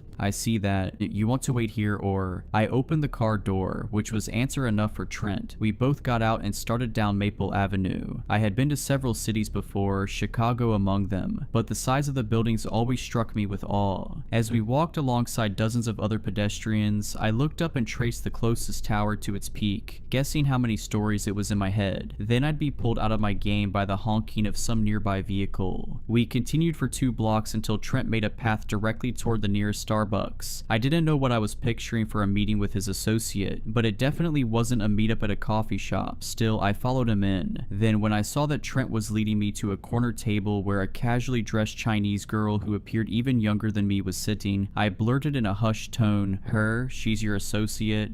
"Took you long enough," said the Chinese girl, looking up from what appeared to be some kind of homework assignment. "And she's in school?" I asked, incredulous. The associate looked to me, then to Trent, who nodded, then back to me. "It's just a cover. I'm glad to see it still works, though." She reached out to shake my hand. "I'm Allison. It's nice to meet you." Trent gave me a smirk, then said, "Looks can be deceiving." I grunted an affirmation and shook Allison's hand. "I'm Lauren. It's nice to meet you, too." "Sig, you have it?" Trent asked, skipping right to business. "Of course," Allison replied and removed a mailing package from her backpack, setting it on the table. "You want to go make sure it works?" she asked, gesturing up at the ceiling with her eyes. Trent seemed to think it over for a second, then looked at me, but before he could say anything, Allison cut back in.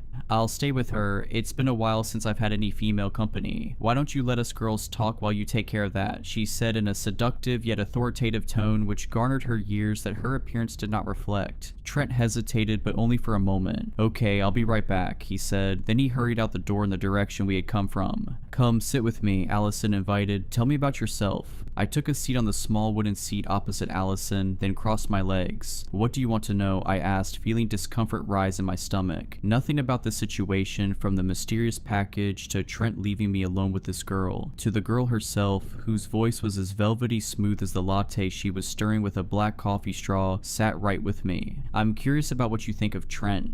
"Trent?" I repeated. I realized this was the first time I was putting any of my thoughts about Trent or our relationship into words. "I guess he's a pretty straightforward guy. He seems to know what he's doing." Allison flashed me a small smile, then took a sip of her latte. I saw the sticker on her drink read chai. Then she set the cup down and sighed. "Yes, he's very straightforward, definitely doesn't mince words." She looked up into my eyes. Hers were a rich black like onyx pebbles, but there was something about the way the light refracted off them which simulated a kind of inward motion, as if they were tiny whirlpools. Her smile spread across her lips. "I'm curious. What did he tell you?"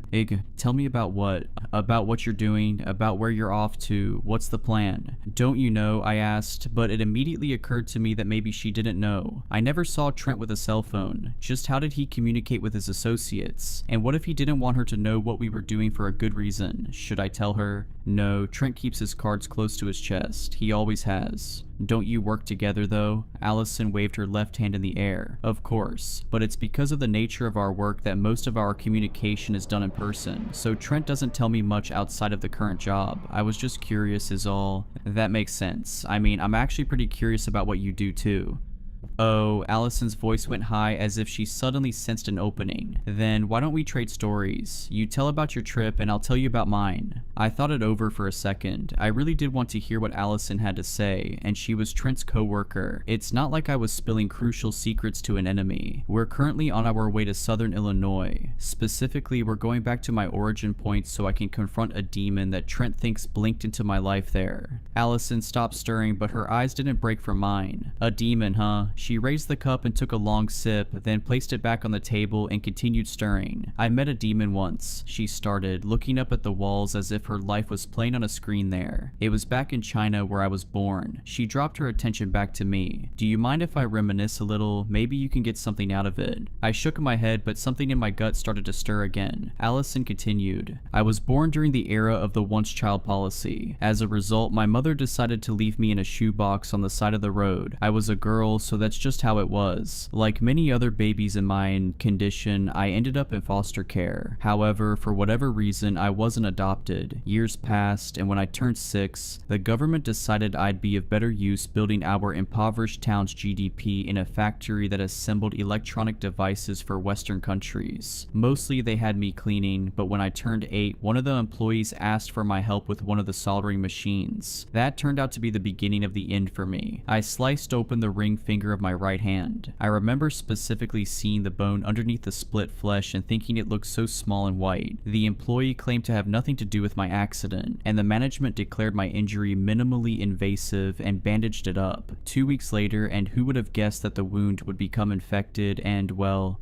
Allison dropped the straw into her cup and raised her right hand, spreading the fingers out for me to see. There were only 4. Her ring finger was missing, and a small V-shaped scar had taken its place. I'm lucky that the surgeon was experienced enough to take out the whole digit. That way it healed in a way which makes it somewhat difficult to notice. You didn't notice after all. But then again, is that really luck? She made a fist and brought it to her lips, stifling a laugh. No, now I remember, my luck was still yet to come. She continued stirring, because you see, after that incident, they moved me to a clothing factory with a boss who had a penchant for getting drunk and roughing up his workers. And well, one night I was walking back to foster care when I heard the outside door to the manager's office slam shut, and there he went, stumbling, slurring insults, curses, and here I was, perfectly in his path. We met eyes, and in them I saw absolutely nothing. A hollow shell of a man, and I can still remember what it looked like to see that shell filled with a demon. Allison's eyes went wide with some strong emotion that I couldn't place. He grabbed me by my hair and dragged me out into the field, far away from civilization. I tried to fight at first, but every time I tried to lunge away, I was only ripping a hole in my own scalp. It felt like flames were spewing from my head, and my only respite was when the blood eventually cooled over the wound. By the time he had thrown me against the rock, I'd already all but given up. Then, when my head met the stone, I heard a pop and my grip on the world loosened. The man continued touching me, but it was as if I was disconnected now, floating somewhere above my own head, and gravity was beginning to reverse, causing me to float higher and higher, away from the horrible nightmare below. Allison paused for a moment, and I suddenly realized I was holding my breath. Then I saw the most bright light I'd ever seen. At the time I thought it was either the sun or heaven or something like that. It was just too bright for this world. But then after looking for a little longer, I noticed it was in the shape of a person. It reached out toward me, and I had never been so quick to respond. When I touched it, I felt all my pain immediately dissipate, and I felt warm and peaceful, and I was no longer in the sky. I was back in the field, but when I looked around, the man was gone, vanished, right out of existence. I didn't understand it at the time, but that was my first experience with the shifts. All I knew then was that I was free, and I wasn't gonna waste that. I ran as far as I could, away from the factories, the foster home, the corrupt governments and corporations. I kept running until I arrived at a city that didn't know me, that didn't want to know me, and I liked it that way because it's easier to live as a ghost than as a victim. Allison perked up, and when I turned around to see what for, I saw Trent entering back through the door. But you know what's interesting? Allison blurted out, her voice becoming quieter. Trent never took me back to confront my demon. Her voice became a whisper. In fact, I can't recall him ever taking any of us back. For a moment the whole world became a still frame. Allison's clear olive skin and dark eyes made darker with eyeliner. Her narrow nose, her small lips now coiling into a smile. My entire body was a hair trigger hat, only needed the slightest force to set it off. And when Trent placed his hand on my shoulder, I whirled around and narrowly missed a haymaker that swept just shy of Trent's face. "Whoa, whoa, whoa," he said, and stepped back with his palms up. "It's just me. Is everything okay?" I turned back to Allison, but she seemed different now. Her expression was benign, confused even. "Are you okay?" she asked. We were just talking about where you were off to next," Allison said without a hint of pretense. Okay, well, chat time is over. It's time to go, Trent said and started guiding me toward the door. I turned back and saw Allison mouth some words which I swear I heard, as if they had been directly transmitted into my brain. See you soon, she purred, and she was smiling. The next leg of the trip passed mostly in silence. It was a little over an hour to the storage facility, which was located just south of Chicago. My heart was beating wildly in my chest as I pictured Allison's smile. I wanted to ask Trent if demons could possess antennas, if somehow one of us could become compromised. But then I remembered Allison's words and stopped myself, because I didn't know if I could really trust Trent. I tried to tell myself I could trust him, that it was Allison who was the liar. Her whole persona seemed fake at best and possessed at worst. But then, what if she was telling the truth? What if Trent was the enemy? He sensed my quietness and tried striking up a couple conversations, but I only gave one-word answers. Somehow, our trust was so brittle that a single, well-placed sentence was enough to snap it. When he asked if everything was okay, I lied and said that I just had a headache and needed more rest. So I leaned my head against the stuffed tomato and tried to sleep, even though I knew I wouldn't be able to. We arrived at the facility just as the sun was setting for the night. Trent pulled up to the self-service gate and scanned a card which caused the automatic doors to swing open. We looped down a couple rows of the outdoor units until we came to 48. We're here, Trent prompted, but this time I didn't budge. I felt his eyes on me after he turned off the ignition. Hey, he called, are you awake? I was silent. I heard Trent quietly click open his door, then close it the same way. I waited a few seconds, then turned my head and watched him from the driver's side mirror. He opened the storage locker, then walked inside and turned on a light. It occurred to me then how dimly lit this outdoor storage facility was. There was a weak overhead lantern peeking over every fourth garage like an anglerfish's lure, leaving a large portion of the road not hit by the light bubbles completely dark. I tried to plan my next move. I could leave Trent and run, but where would I go? Or I could stay and see Trent's plan through. There was a chance this was all an elaborate trap. Maybe Trent was working with the demon, or maybe he was the demon. But then why did he save me? Twice. Maybe he was actually a double agent for the organization, but he could easily have captured me by now, unless he needs me to go back to the origin point for a different reason. I considered everything I had learned up until this point. We live at the cross-section of different realms. These other realms interact with our world. Antennas, who are a very small minority of people, can see these interactions. The organization wants to harness our power and create a strong antenna to achieve some kind of universal hegemony. I'm the closest thing to a strong antenna to date. Trent knows this. He's taking me back to my origin point despite not taking the others back to theirs. Trent claims to want to fight the organization. The best way to fight the organization would be with a strong antenna. What if Trent was trying to make me into a strong antenna? I considered this chain of reasoning. It seemed very plausible, especially after Allison's cryptic messages. Was she trying to warn me of this? But that smile and the "see you soon." If she wasn't being possessed, why would she be seeing me soon? Suddenly, my thoughts gave way like a broken dam as I heard a ping come from Ava's radar. I jumped, thinking that all of the electronics turned off with the ignition. But when I looked at the circular sonar map, I saw a red dot had just emerged in the top right corner. I looked out the window in the direction of the ping, but I couldn't see anything heading down the road. Ping, ping, ping, ping, ping. 4 more dots appeared behind the first, and they were approaching. I jumped out the van and ran over to where Trent was hauling in a large cardboard crate into the back of the van. Trent, there's pings on the radar, a bunch of them. He dropped the box next to 3 others, and I realized I had never seen inside the back of the van. It was filled with what looked like pneumatic tubes wired into circuits, and in the center was a tripod which was holding a large halo-shaped ring. Pings, Trent said, then his face widened with shock as he realized what I meant. Crap, how many? 5, maybe more now, and they're getting closer. 5. He jumped out the back and ran into the storage locker. I thought he was going to close the door, but when I saw him hauling boxes back toward the van, I yelled at him. What are you doing? I need to load this up for tomorrow. Here. He tossed me his keys. Get it started. Seriously? Trent didn't respond, only kept shuffling boxes into the van. I turned and ran to the door and hopped in the driver's seat. As I was turning on the ignition, I saw the row of bushes that was just outside of the facility begin to rattle. The next sweep revealed a whole sea of pings. I rolled down the window and shouted Trent's name. One more, that's all. Get in the passenger seat. I'll be there in a sec. I scooted over the center console and waited, clutching at the bottom of my pants legs. Just as Trent slammed the rear door of the van shut, I saw the first figure emerge onto the road ahead of us. It looked like some kind of large coyote, though it was hard to tell because it was still 50 meters out. Now detecting 53 controlled agents, Ava said right as Trent jumped in and shut the driver's side door. Net anomalies 53.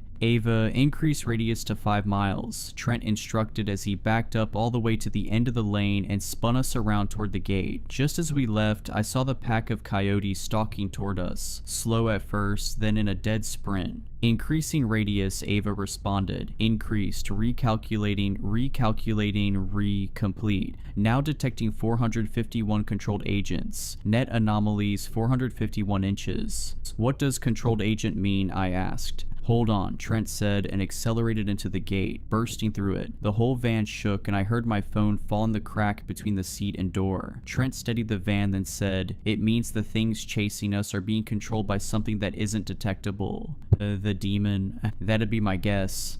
But why can't Ava detect it? Trent switched to the right lane, then merged onto the Interstate South ramp, probably because it isn't trying to kill us. Then what? I looked back at the map and basically had my question answered. All 451 pings were coalesced in a semicircle on one side of the map, the side of the map that we had just come from. Is it trying to force us toward the crash site? It seems that way, Trent answered. Trent, pull over. Huh? Pull over, I yelled. He looked at me, eyes wide. Then he did as I had instructed and pulled off in the middle of the ramp. The red dots slowly closed in on our position. Now detecting... Shut up, Ava, I said. I could feel my blood boiling. I'm not going one step further until you tell me the truth. Why are we going to my origin point? What is your real motive? What do you mean? I already told you. I unlocked the passenger side door. Wait, Trent said and reached out toward me. Just wait. There was silence, except for the pings indicating that the beast behind us had re-encroached on our position to about 50 meters. Okay, I didn't tell you everything, but we don't have time now. I opened the door. Okay, I didn't tell you everything, it's true. I've never done this with anyone else, but the reason is because I never needed to. And if I told you what might happen, you would have refused it. Refused what? This, me, my help. Lauren, I am trying to help you, but you have to understand, it's likely that neither of us are going to live past tomorrow. You're basically confronting a dark entity in a place where I can't protect you, and if you somehow do manage to kill it, you'll be coming back to the fight of your life, because I don't have the power to hide you from the organization. They're going to show up and try to take you. I really don't know how you've lasted as long as you have. Whatever protection you had growing up, it's gone now. And now I'm all you have, and in some twist of fate, you're all I have. Ava reactivated, now detecting 1,117 controlled agents. Proximity till contact, 20 meters, net anomalies, 1,117 inches. I closed my door, but what if I still don't want to go through with it? Trent pointed at the screen. Then we die right here, right now together, because I am 100% certain that if we don't go to that crash site, we're dead anyway. All of us. Another ping rolled through. I checked the side view mirror and saw the swarming pack of dogs reach the van and bound around the rear wheels. I suddenly recalled the conversation I had with Father Martin and the conclusions I had drawn. Father, I've been wrestling with something and I think God wants me to confront it. I think I've been running away and hiding from it for so long that I'd convinced myself it disappeared. Go, I said just as I felt the collision of the coyotes slamming their bodies against the side doors. Trent didn't waste any time stepping on the gas.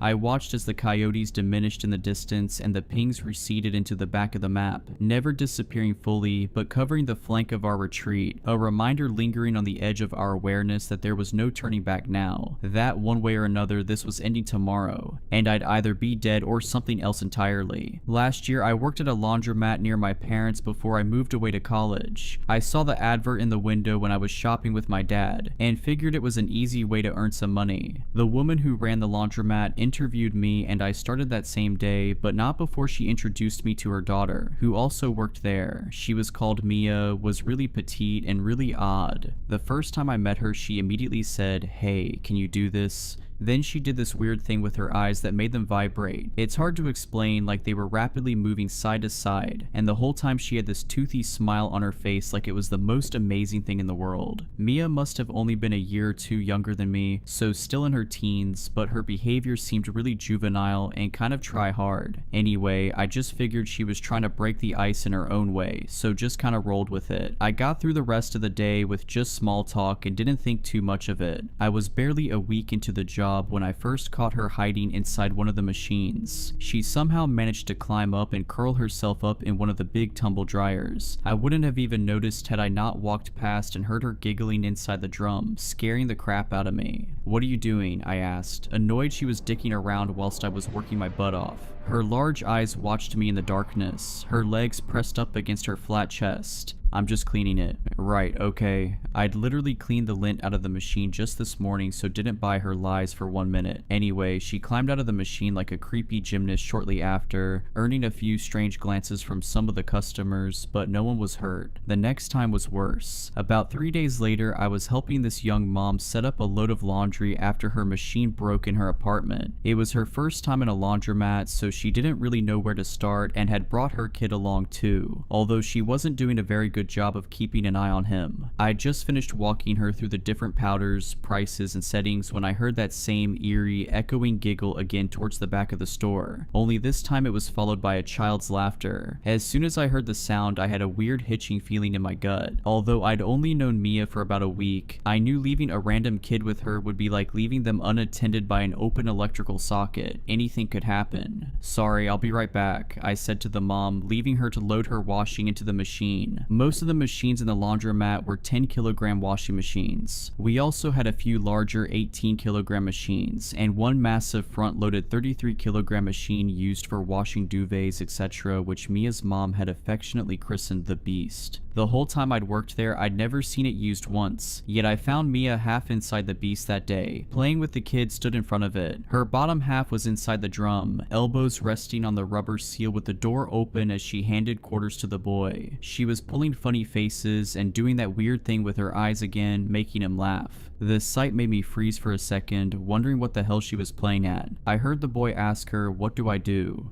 Just close the door," she explained, and pressed the big red button. It was only then I realized she was trying to bribe the kid into locking her inside the machine and switching it on. "Mia," I hissed, hurrying through the maze of machines to confront her. "But what will it do?" the little boy asked her. "I'll go on an exciting ride." I finally reached the door and grabbed it, putting an end to the madness. Both Mia and the kid looked annoyed, like I'd interrupted a great game of theirs. "What did you think you were doing?" I snapped. "It was just a little fun, right, kiddo?" The boy laughed as Mia tousled his hair before he finally scampered off back to his mother, who was still piling dirty underwear into the machine at the other end of the store, oblivious. "Hey, just chill," Mia said, sensing my anger as she slid out of the machine. He wasn't really going to do it. I shook my head and walked away, knowing the kind of stuff my own little brother would do for a few dollars. Later that day, Mia's mom came out of her office to check on us, and I thought about ratting Mia out right there and then, but the way she seemed to always dote on her strange daughter like the sun shone out of herself made me pause. Why would she believe me over her own flesh and blood? After all, I hadn't even made my first paycheck yet, and I really needed the money. That thought alone ultimately made me decide to just let it slide. I didn't know how much I'd come to regret not bailing right there and then. A few days later, Mia and I were both working the evening shift. It was nearing closing time and the place was dead. I was just putting a damp sock in the lost and found basket when she appeared at my shoulder and asked, "Do you like me?" I frowned and focused on the sock. "Yeah, of course." I knew I'd over-egged the lie as soon as it left my mouth, but I wanted to keep the job at least until college started. "Then why do you never look me in the eye?" I forced myself to turn away from the basket and finally face her. "What do you mean,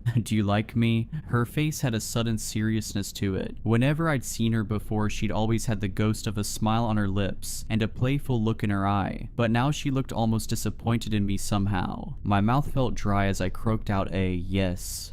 Liar. I felt my awkwardness switch to fear as she did that weird vibrating thing with her eyes again, only this time they seemed to pull mine in. It was like I had tunnel vision all of a sudden. I tried to take a step back, but my legs felt cut off from my brain. Instead, they followed her as she slowly walked backwards towards the row of machines lining the rear wall. Panic set in as I realized she was leading us straight towards the beast. The playful look on her face returned as she sensed my fear. "Don't worry," she said, her voice sounding like it was at the end of a tunnel. "It's just a little fun." Her vibrating eyes never left mine as we reached the huge machine. She opened the door at her back and started to climb in. In my periphery, I saw her arms and legs contort in a nightmarish way. The whole time her head stayed fixed in space, her eyes now the center of my universe. Once she'd crawled inside, her voice called to me from the darkness of the drum. "Close the door and switch it on. Wash cycle max spin." I felt powerless to obey. I watched as my arms closed the door and programmed the cycle. The panic inside of me rose, making me feel like I'd vomit if I still had control over my body. As my finger hovered over the start switch, I held onto one last sliver of hope. The cycle wouldn't start without money, and I was fresh out of quarters. Yet as she ordered me to start the machine and the button clunked home and the door locked without any complaints, I realized she'd already preloaded the coins. The sick creep had planned this right from the start. I heard the machine fill with water and felt tears spring into my eyes as I realized I was about to watch someone drown to death in the worst possible way. The drum part filled to her chin, but Mia never took her eyes off of me, not even as the machine started to spin. I didn't know if it was the trance-like state she'd put me in, or if her neck wasn't human, but her head filled that thick glass door and never rotated an inch. I remember watching a nature documentary on birds of prey and how owls' heads remain stable in flight to better track their prey, and Mia's face reminded me of exactly that, just this pale, big, black-eyed face staring back at me through the glass. She must have forced me to stand like that, watching her drown for a good half hour, because I remember the floor starting to shake as the machine hit its spin cycle. The drum whirled about her horrid face like an optical illusion, pulling me in and never letting me go until finally, the sudden surge of power caused the lights overhead to flicker. My eyes lost sight of hers for a moment in the darkness, and I blinked for the first time in what felt like an eternity. The top halves of my eyeballs felt like dry gritted glass as they finally slid down on the tears collecting below. Suddenly, in control of my own body again, I flung a hand over my eyes and looked away. I heard Mia calling to me from the machine, trying to get me to look at her again, but I wasn't falling for it. My brain felt foggy and my legs felt drunk. For a split second, I thought about trying to switch the beast off before realizing it wouldn't work mid-cycle, and it'd only release the true monster currently trapped inside of it. Whatever Mia was, clearly wasn't human, and I dreaded to think what she'd had planned for me next. I remember half running, half stumbling past her mom's office door, praying it wouldn't open in case she tranced me too. Thankfully, I managed to stifle my sobs and it stayed shut, leaving me to slip out the laundromat door into the night. I never went back again. When my parents asked why I quit, I told them I needed more time to focus on my studies instead, which seemed to shut them up. A couple of days ago, I finally mustered up the courage to look up the laundromat on Google Maps Street View. I didn't know if I was hoping to see if the store had closed, or if anyone had left any bad reviews complaining about the creepy teenage girl that worked there, but I found neither. Instead, all I saw was what looked like another ad for hire in the window and the silhouette of a small woman with bleached blonde hair staring out the window. I didn't know if that was Mia or just a bored customer, but I closed that browser window real quick. I'd hoped telling my story on here would somehow help me to process it, but now I've told it I don't really feel any better. I still can't use the dorm laundromat because every time I close the machine door, I see her creepy owl-like face staring back at me. I'm either hand washing or buying new clothes these days, which is breaking my bank account. I think I need help. Maybe I should see someone.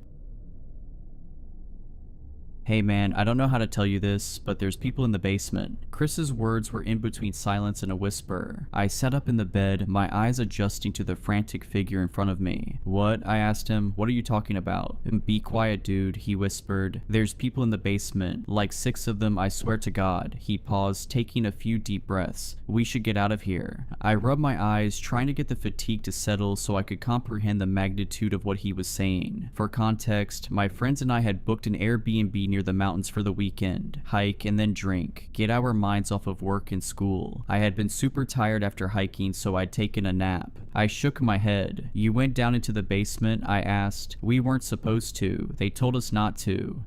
Yeah, dude, I know, Chris continued, but I did it anyway, and I saw people down there, and we need to leave ASAP. What kind of people? I asked, pretty much fully awake now. You mean the owners of this place? They came back? Chris shook his head. Number not them. Weird looking people, creepy people. I sat up thinking that maybe Chris had taken some of the LSD we'd been saving for the next day. Dude, relax, I told him. Explain exactly what you saw. He laid it out pretty concisely. Despite the fact that the people who had posted the listing had explicitly told us not to go down there, Chris had gotten drunk, gotten curious, and went down there. To his surprise, the door had been unlocked. He couldn't find the light switch, but there was just enough of it coming through the windows for him to be able to make his way down the stairs. Arriving at the bottom, he allowed his eyes a few seconds to adjust, and right in front of him, he could see a small table with about 6 people sitting around it, their outlines illustrated by the afternoon light. At first, his brain rationalized it as large dolls or puppets that had been placed there, but he continued looking at them, and eventually one of them turned their heads to face him. He didn't stick around after that and shot up the stairs, shutting the door behind him. As he told me this, I kind of didn't want to believe him, but there was also absolutely no reason why he'd be lying. He just wasn't that type of guy. Coupled with the genuine terror on his face, I began leaning towards the idea that he was telling the truth, and that were actually a bunch of people sitting silent at a table in the darkness of the basement. I got up and looked out the bedroom window, seeing Jay and Paul standing on the front porch, grilling burgers. Then I looked back at Chris. If you're telling the truth, we need to call the people who own the place. I tried, he said. They didn't pick up. I've sent them texts as well. I shook my head. So what? You think they're dangerous? Should we call the cops? Chris shrugged. I don't know, he said. I don't know if they're dangerous, but they didn't look right and I want to get out of here. For a while, we stared at each other, the general silence of the house becoming progressively more ominous. After a while, I sighed. Yeah, let's get out of here. We grabbed our phones, wallets, the car keys, and moved down the stairs, out of the house as fast as we could. Jay and Paul were laughing, holding beers as we approached them. Paul turned around, pointing a greasy spatula towards us. You guys hungry or what? He asked. Chris began telling them what he'd seen, but it was obvious that they were more than a few drinks deep and not taking anything he was saying seriously. Dude, it sounds like you're tripping, Jay said. Are you sure you're not tripping? I'm being serious, Chris said. I swear to God I'm serious. We need to get out of here now. Well, I'm about 5 beers in, so I ain't driving, Jay said. And I sure ain't letting any of you drive my truck either. Are you sure you just weren't seeing stuff? Fine, I'm walking then, Chris said. I'm not staying here. Look, I'll go down there and talk to them, Paul said, half joking. See what the hell they want. Jay laughed as sheer disbelief washed over Chris's face. I'm not lying, man, he said. I'm not. Yeah, I believe you, Paul said dismissively. I'll go and see what's up. Chris continued to protest, but Paul wouldn't budge and soon he was inside the house, making his way towards the basement. Chris shook his head, his eyes wide, nearly bulging out of his head at this point. Screw this, he yelled, seeming to grow more agitated by the second. I warned you. Before we could say anything else, he bolted, sprinting like a bat out of hell towards the woods. We tried chasing after him, but couldn't come close to matching his pace. We stopped, panting for air as he watched him disappear into the trees. What the? Jay asked. Is he being serious? I thought it was a joke. I shook my head. Let's go check on Paul. We ran back to the house, entering to see the basement door wide open. The place was completely silent, but before I could call out, I could hear somebody moving up the stairs. I backed up, unsure of what to expect, how to react, when Paul came out of the darkness, looking somewhat bewildered. He looked at us, shook his head. This is freaky, man, he said. Was he being for real? Jay asked. There's people down there? Not exactly. The 3 of us went down there with my nerves yet to be completely settled. We couldn't find a light switch, but there were enough windows and enough daylight for us to move around. Turns out Chris hadn't been totally correct, but he probably hadn't been lying either. Planted right in front of the stairs was a table with 3 chairs. Sitting in those 3 chairs were some of the most lifelike sculptures I'd ever seen. 2 soldiers in what appeared to be old military outfits and a woman in some kind of long religious dress. They weren't quite enough to be uncanny. if you looked at them for more than a few seconds. You could tell that they were carved from stone and then meticulously painted, something you could confirm by touching them. Still, they were exceptionally crafted, something that could have only been achieved by a dedicated professional. I mean, I don't blame him, Paul said, referring to Chris. I almost shat bricks when I first saw them. I mean, what? I remembered back to the conversation I'd had with him, how he claimed that one of them had actually looked at him and then a shiver ran down my spine. Jay laughed, a palpable relief in his voice. How much you think we could sell these for? I'm down to take them and find out, Paul joked. On the surface, it made enough sense. The homeowners were in possession of some very valuable items that they stored in the basement, simply forgetting to lock it this time around. Jay and Paul continued looking at them, taking pictures, marveling at how weird it all was. On the other hand, I wasn't so keen on doing so. I wanted to get the hell out of the basement ASAP. The details just weren't adding up. I knew Chris well. If the only thing he'd seen had been these statues, he would not have reacted the way he did. Jay was looking at his phone, smiling at the pictures he'd taken, when suddenly his expression dropped. He put his phone down and looked ahead. "There's another one over there," he said, "in the corner."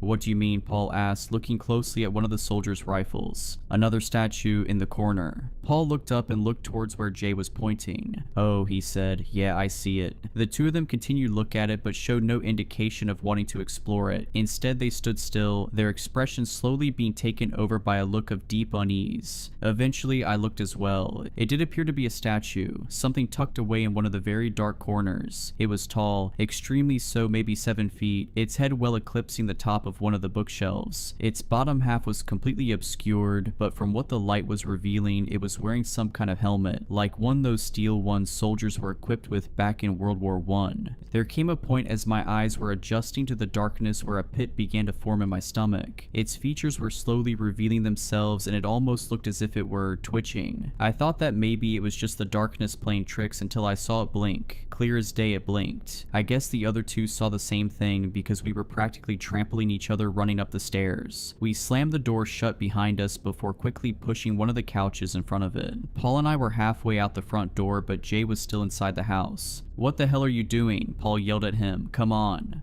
"I need my laptop," Jay said before throwing Paul his keys. "I'll be quick, start the truck." He ran up the stairs while Paul continued to curse at him. "Really, dude, are you serious?" And then I remembered my own laptop, thinking about how annoying it would be if I were to lose it. I looked at the basement door, then at the stairs, then at Paul. "It's gonna take 5 seconds," I said. I could hear him cursing behind me as I ran, jumping 3 steps at a time until I reached my room, darting in and grabbing my laptop from the desk. As I rushed out of there, I saw that the door to Jay's room was shut. I stopped, slowed my breathing. I was almost certain that he hadn't gone back downstairs. I would have seen or heard him. I approached the door. "Jay," I asked, "the hell are you doing?" No response. I looked at the door, but every muscle was frozen, almost as if my body were warning me not to go in. Suddenly, it creaked open just slightly, and I jumped back. "Jay," I asked. Still no response. I couldn't see anything through the crack until my eyes drifted upwards near the ceiling. A pair of eyes looking down at me, large eyes set too far apart on a face with skin that was too pale. I turned and bolted back downstairs as I heard the door swing open the rest of the way. Of course, I didn't look back and ran outside and jumped into the passenger seat of the truck.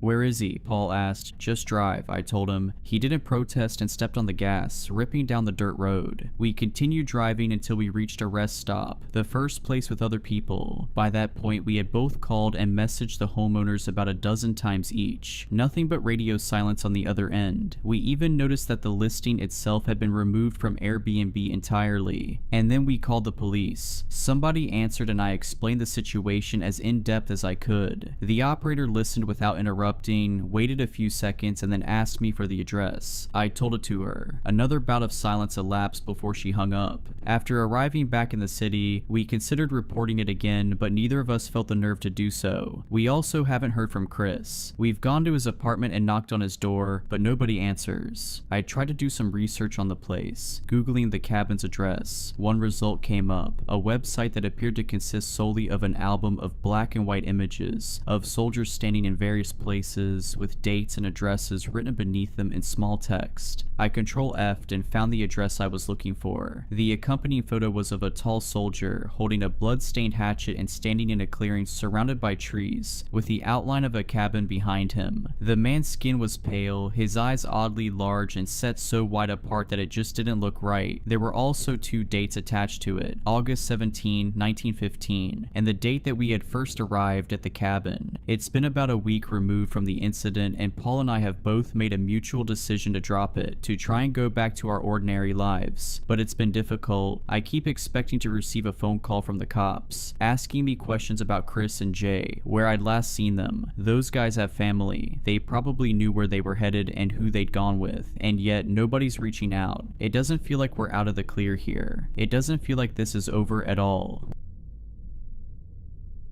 On December 21, 2017, sheriff deputies responded to a wellness check in the general area of Tehachapi, California. The call came from the mother of a minor child who stated that the child's uncle had lured them out there to attack without provocation. The man attacked and gave chase, going so far as to pursue their car on foot as she drove away. Officers located the man and quickly noted that his behavior was vacillated wildly. Initially, he launched himself at the officers, only to pull back, fall to his knees, and beg for help. He introduced himself as Catalin and asked for help again, only to cut off and begin screaming the following phrase: "Screw you, Robert, screw you, Robert, screw you." Catalin was booked into the central receiving facility. Catalin's appearance was of great concern. Most disturbingly, both his chest and abdomen kept bulging and receding, rolling like waves. Whenever one of these waves crested, Catalin choked and his eyes turned a strange but unmistakable yellow hue. Shortly after booking, Catalin asked for a chaplain. This request was denied. Shortly after denial, Catalin flew into what was assumed to be a substance-induced frenzy, wherein he tore the metal grating off his cell and proceeded to vomit copious amounts of dark, foul-smelling fluid. The volume of vomit was so significant it covered all of the cell floor and much of the hallway beyond. Officers noted that Catalin's eyes were glowing yellow. A chaplain was called. Catalin said he didn't know how to pray but needed someone to pray for him. The chaplain asked why, to which Catalin responded that he was possessed. The chaplain asked somewhat doubtfully if Catalin was hoping for an exorcism. This question incited a hysterical outburst from Catalin, who repeatedly screamed, "No exorcism, no exorcism. It has to stay inside." Due to prior experience with another agency inmate, a representative from the sheriff's office facilitated contact between Catalin and an agency representative. After a brief interview, the agency brought Catalin into custody where he remains. At this time, Catalin is the only confirmed case of demonic possession incarcerated at AHHNASCU.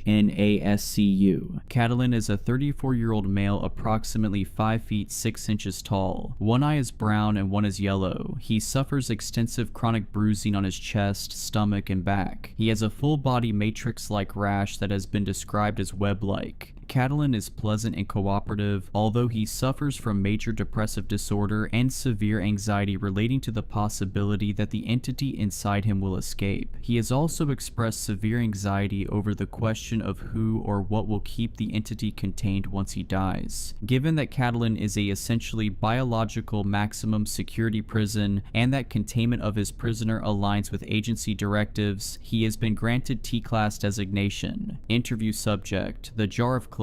Classification: string, cooperative / destructible / Gaian / constant / moderate / unknown asterisk. Periodic re-evaluation required. Interviewer: Rachela B. Interview date: December 3rd, 2024. Lying isn't always a sin, but I still don't forgive Robert for the lies he told. Robert lost his life. That's what his mother says. Robert lost his life. That's a lie. Robert didn't lose his life. He stole it from himself, but I get it. Sometimes a good lie is the only tether to your sanity, the lasso keeping your demons at bay. Maybe if Robert had told himself more lies, he'd still be alive, but maybe not, because Robert already lied a lot. Lies like, "I'm okay, you don't have to worry about me, everything's fine." Really, if I could, I'd say, "Screw you, Robert. Screw you for lying. Screw you for hiding. Screw you for letting me love you so much for so long. Screw you for loving me so much for so long." He used to say I was the only person who made him comfortable. Paradoxically, comfort made Robert uncomfortable. Whenever he felt too comfortable for too long, he ruined it. He ruined it for the last time by launching into a gloriously unhinged rant that ended with with him telling me, "You're the only thing that feels like home and I love you so much, but I hate you even more and that will never stop."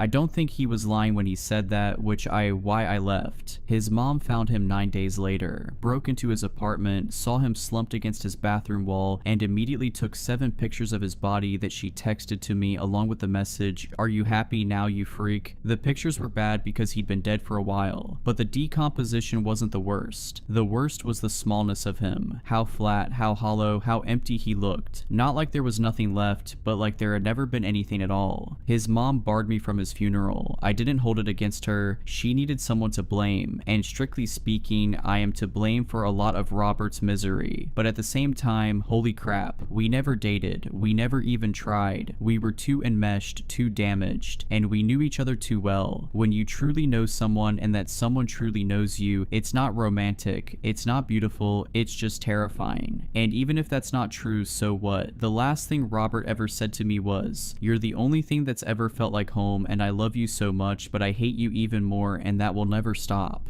And the last thing I ever said to him was, "Screw you, Robert." 6 days later, he was dead. 3 days after that, his mother found his body and sent me pictures. I stared at those photos for a long time. Then I watched The Land Before Time. That was Robert's favorite kid movie. That's why he named our cat Littlefoot. I thought watching it in memory of him would make me feel close to him, but it just made me sob until I thought I was going to throw up my own guts. A few days after that, his mom sent me the last text I ever got from her. "There's a bunch of your stuff at his apartment, so come get it before I burn it." I could think of nothing worse than entering Robert's death-suffused apartment, but curiosity is the leading cause of death for cats, and I am no exception. See, Robert and I never lived together. We were never even romantic. Enmeshed, yes. Devoted, of course. Codependent, you bet. But in love? Number, not really. God, I hope not. Anyway, Robert was almost dangerously protective of his private spaces, and his cheap apartment was no exception. I'd only ever been inside it twice, so I wanted to know how anything that was mine could have possibly ended up there. That's the only reason I went, curiosity. The scent of death was waiting for me when I opened the door, but it wasn't as strong as I'd feared. I drifted through his apartment like a ghost, traversing the liminal space it now occupied between Robert's home and an empty place. I wondered if his ghost was walking with me. The thought was infuriating. I crept through the living room, kitchen, hallway, even the bathroom with its body-shaped stain. I took more time than I should have. I didn't see anything that was mine. Until his bedroom, utilitarian and bare, colorless and impersonal. It made me ache. The only pop of color was a lilac moto jacket draped over a cardboard box. I recognized the jacket because I'd given it to him years ago, on the day I told him I was transitioning. That was also the day he screwed up beyond repair with Cassie and their daughter. I picked the jacket up. For half a second I was convinced he was inside it, growing back into existence in my arms, mostly because I could smell him, warm, with a faint undertone of bitter growth, like a dying garden in the dog days of summer. As his scent enveloped me, the room around me faded into a whirlwind of images, enfolding me into yet another liminal space, this time the one between memory and reality. That brings me to the real reason I didn't want to go to Robert's apartment. There's this thing I do. If I touch an object, and if that object is or was important to someone, then the memories attached to that object start projecting themselves in my head like a simulation. It sounds crazy. It is crazy. When I picked up Robert's jacket, I fell into one of the memories attached to it. Gray skies, bitter air swirling with snowflakes. I was sitting on the sidewalk with Robert. He was heartbroken and humiliated. He'd so badly wanted a family and had managed to make one, but he'd screwed it up just like he screwed up everything else. Cassie had the patience of a saint combined with the naivety singular to very young women intent on healing their damaged boyfriends, but Robert was too much even for her. She'd been right to leave him and he knew it, so there was nothing to say. Seeing him curled over himself and sobbing so hard his entire body shook was one of the worst moments of my life, and that's saying a lot. I shrugged out of my jacket and threw it over his shoulders, then drew him in for a hug as some stranger gawked at us. It was awkward. All my hugs are awkward. But Robert leaned in anyway and kept crying, tears hitting the jacket alongside snowflakes. Then the memory changed. Snowflakes faded to darkness, cold deep into warmth. Robert was sleeping, curled underneath that stupid coat. 1,000 images of 1,000 nights superimposed over each other, each almost but not quite identical. He slept with it, used it like a teddy bear. The scene evaporated when I threw the coat back onto his bed. Tears streamed down my face as a fresh wave of rage crashed inside my chest. I looked at the box again. It had my name written on it, Catalin. On top was a note, "Please don't remember the bad things." "Oh, screw you," I whispered. I recognized everything inside. The ragged stuffed Pikachu with a sunken face, the dusty blue ribbon from a spelling bee 20 years past, a hand-knitted orange scarf, a green collar with a silver tag that said Littlefoot on one side, and if found, contact Katarina or Robert with my childhood phone number listed underneath. The thought of him holding on to all these things for so long was too much. Beyond too much. Crushing. It was crippling. If I were strong, I'd have left that box and everything in it on the bed for his mother to burn. But I'm not strong, so I shrugged into the jacket. Snowflakes swirled again as his scent, so like a dead garden, crept over me and took the box to my car. Then I drove out to the carnival. Neither Robert or I ever left the town where we were born. It sucks, but living and dying in the same place does have perks like knowing all the awesome secret hangout spots. One of our spots was an abandoned carnival out in the canyon. 70 years ago, a carnival stopped in town the night before the most devastating earthquake in the county's history. All the performers died. A few of the animals survived, but they had neither ability nor inclination to pack away the game booths and rides. The big top is long gone, the prizes pilfered or rotted into the sand, but the structures remain, and the great rusted loop of the sketchiest looking roller coaster ever made still rises over the desert. Robert and I weren't in love, at least I don't think so. I hope not. We were enmeshed though, beyond enmeshed. The carnival isn't where it started, but it's relevant because it is the place where I first saw Robert's demon. Yes, his demon. A demon followed him around. A literal demon. I already told you I see memories when I touch things. I also see memories when I touch people. I always saw Robert's too, but after my mom died, I started seeing something else when I touched Robert, his demon. We were 10 and we'd snuck off to the carnival after school. I hugged him. I don't remember why anymore. When I pulled away, I saw the demon between us. It looked almost like his dad, just wrong. Like something pretending to be him, just way scarier. Before I knew it, the demon, the crooked, uncanny valley imitation of his father, slithered forward, pushing us apart. Then it wrenched Robert's mouth open. Before I could even react, Robert screamed and shoved me away. I know how it sounds. Even after we talked about it, after Robert calmed down, after told me how he'd seen that thing crawling after him every day for as long as he could remember, I didn't think much of it. I actually kind of thought we were both losing it, and I wasn't even worried it. That kind of hallucination made perfect sense to me, given that Robert's father killed my mother. See, when my dad walked out, Robert's father stepped up. He started dating my mom. I know having a parent move on is usually hard for kids, but I didn't care because I got to see Robert every day. Until his dad killed my mom and then himself. Afterward, I visited Robert at his foster home whenever I could. All he did was sleep when I came over. He was afraid to sleep alone. Well, no, technically he was afraid to lay down. He was afraid he'd die if he laid down too long. This is because he watched his dad die flat on his back, drowning in his own blood from his self-inflicted gunshot wound. So whenever I came over, we sat back to back, leaning against each other. Then we looped our arms together. For weeks, that was the only way he could sleep, leaning against me because he knew I wouldn't let him fall. Anyway, that doesn't matter. What matters is this. The day I saw Robert's demon for the first time, Robert said, "It's my dad, and he keeps telling me to kill you, but I never would, Cat, never." I knew Robert would never hurt me. He was so relieved when I told him that. The day I picked up the box from Robert's apartment, I sat under the roller coaster remembering all of this. I fell asleep, half hoping the rusted, sand-scoured metal would collapse and crush me. It didn't. I went on with my life, only not really. In the weeks following Robert's death, I had to hold stuffed animals to help me sleep. I collect used stuffed animals because there are almost always happy memories attached to them, and because they're not my memories, they comfort me without any baggage. But grief is weird, and one night I needed the baggage. I grabbed that sunken little Pikachu from Robert's box. The memory washed over me. A frozen winter's night so cold it takes your breath away. We were at a buffet with both sets of parents. Robert and I were misbehaving. Robert had beaten up the buffet mascot, which made me laugh so hard I gagged. Once seated, we got into a food fight. When my mom yelled at us, I yelled back, which made Robert laugh so hard that Dr. Pepper came out his nose and sprayed everything on the table. My father promised to let us play the claw machine if we'd shut up and behave. We loved claw machines, so of course we agreed. He gave us each $10 to play. Robert didn't win, but I got a small stuffed Pikachu. I gave it to him because he loved Pokemon. Reliving that memory was like holding Robert on one of his good days. The good days were the only days Robert and I ever held each other, and we didn't have many good days. I told you I see memories when I touch things and people. That's why I didn't shake your hand when you came in, and why I hate being touched. You think you're going in for a regular handshake when a wave of unspeakable trauma washes over you, and you have to smile like you didn't just mainline hell. I know that's why Robert barely let me touch him, and to be fair, I didn't ever let him touch me because Robert is the only person who saw into me the way I saw into him. I didn't like being seen any more than he did. That's why we fought at the end, because he saw into me at the exact wrong time. It was my birthday. Robert surprised me my mom's brownie recipe, and you know, it was my birthday. I was thinking about her anyway, and the brownies just drove it all home. I started wishing for what might have been, for the life I'd have if she was still in it.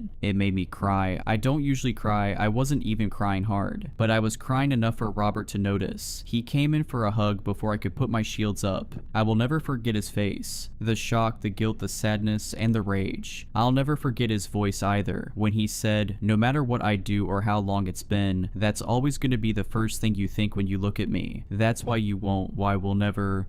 That's not why, Robert. I don't really know how we got from "that's not why" to "you're the only thing that ever felt like home and I love you, but I hate you even more." But we did. That's another reason I know lying isn't always a sin, because if Robert hadn't seen the truth in me that day, I think he would still be alive. The night after I held the Pikachu, I watched The Land Before Time again. It made me remember Littlefoot, our cat. That made me go back to Robert's box and pull out Littlefoot's collar. It's my favorite memory of all time, which is why I can barely stand to remember it. We were 6 years old, playing in the yard on a golden, impossibly hot day. We heard a pitiful, tiny meow and followed it to the alley behind my house. It was suffocatingly hot even in the shade where we saw the meower, a little gray cat. Robert named him immediately, and we went to bug my mom for a collar. She took us to buy a collar and even a name tag. It was a little green heart. Robert tenderly clasped it around Kitten's neck as it clambered into his lap, purring. I looked up. There, in the memory I knew so well, was something I had never seen before. Robert's demon, grinning at us across the yard. But instead of looking like a wrong version of Robert's dad, it looked like a wrong version of Robert. I dropped the collar back into the box, gasping like I'd just been plunged into ice water. I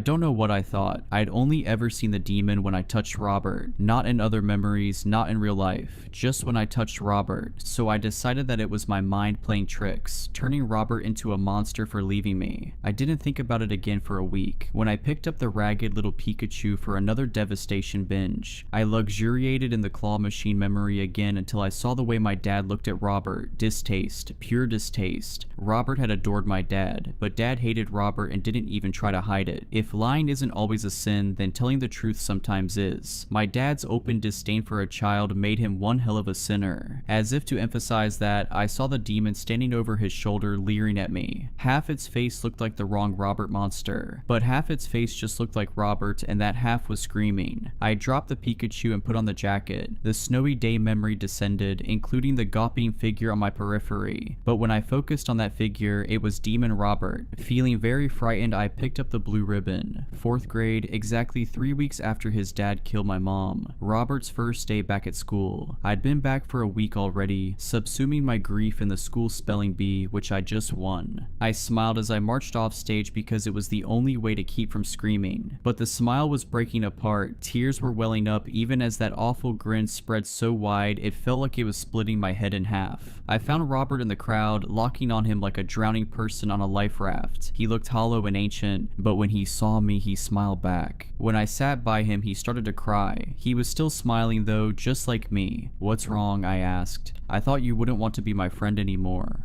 "Why?" "My dad said so. After he died, he told me it's all my fault. I hugged him with particular fierceness, then pinned my ribbon onto his shirt. "You're my best friend, Robert. That will never stop." No lie. No lie. As the words left my mouth, I saw the demon over his shoulder, half monster, half screaming Robert. I dropped the ribbon and picked up the scarf. I'd knitted it for him when we were 11. He wore it until junior high. I found myself transported to his foster home 20 years ago. We were on his narrow bed, sitting back to back with our arms looped and the scarf draped across both our shoulders. "Cat," his voice reverberated through his back and into mine. "I'm so scared. I see my dad every night. He keeps telling me to kill you." I looked over and saw Demon Robert in the closet. One half of his face was grinning, the other was screaming. Gasping, I tossed the scarf away and picked up the last thing in the box. A picture of his daughter Sadie. I recognized that picture. It had held pride of place on every bathroom mirror Robert had since the breakup. Why was it in my box? Surely he meant for Cassie to have it, or even his mom. Why me? I looked at that photo for what felt like a long time. Then I picked it up. The memory I saw was of Robert's suicide. He'd been holding it when he killed himself. When he lost his life. As I stood over his bleeding body, screaming, something crawled out of him. A thing that looked like him, but like a broken version of him. A version of him with half a face that was his, and half a face that was a demon. Before I could move, that thing took my hands. The touch calmed me down because I knew that touch. Whatever else this thing was, it was at least partly Robert. That was enough to make me hug it. "Help Sadie," he whispered. His voice was wrong but familiar, just like the rest of him. "I can't keep it away from her, but you can.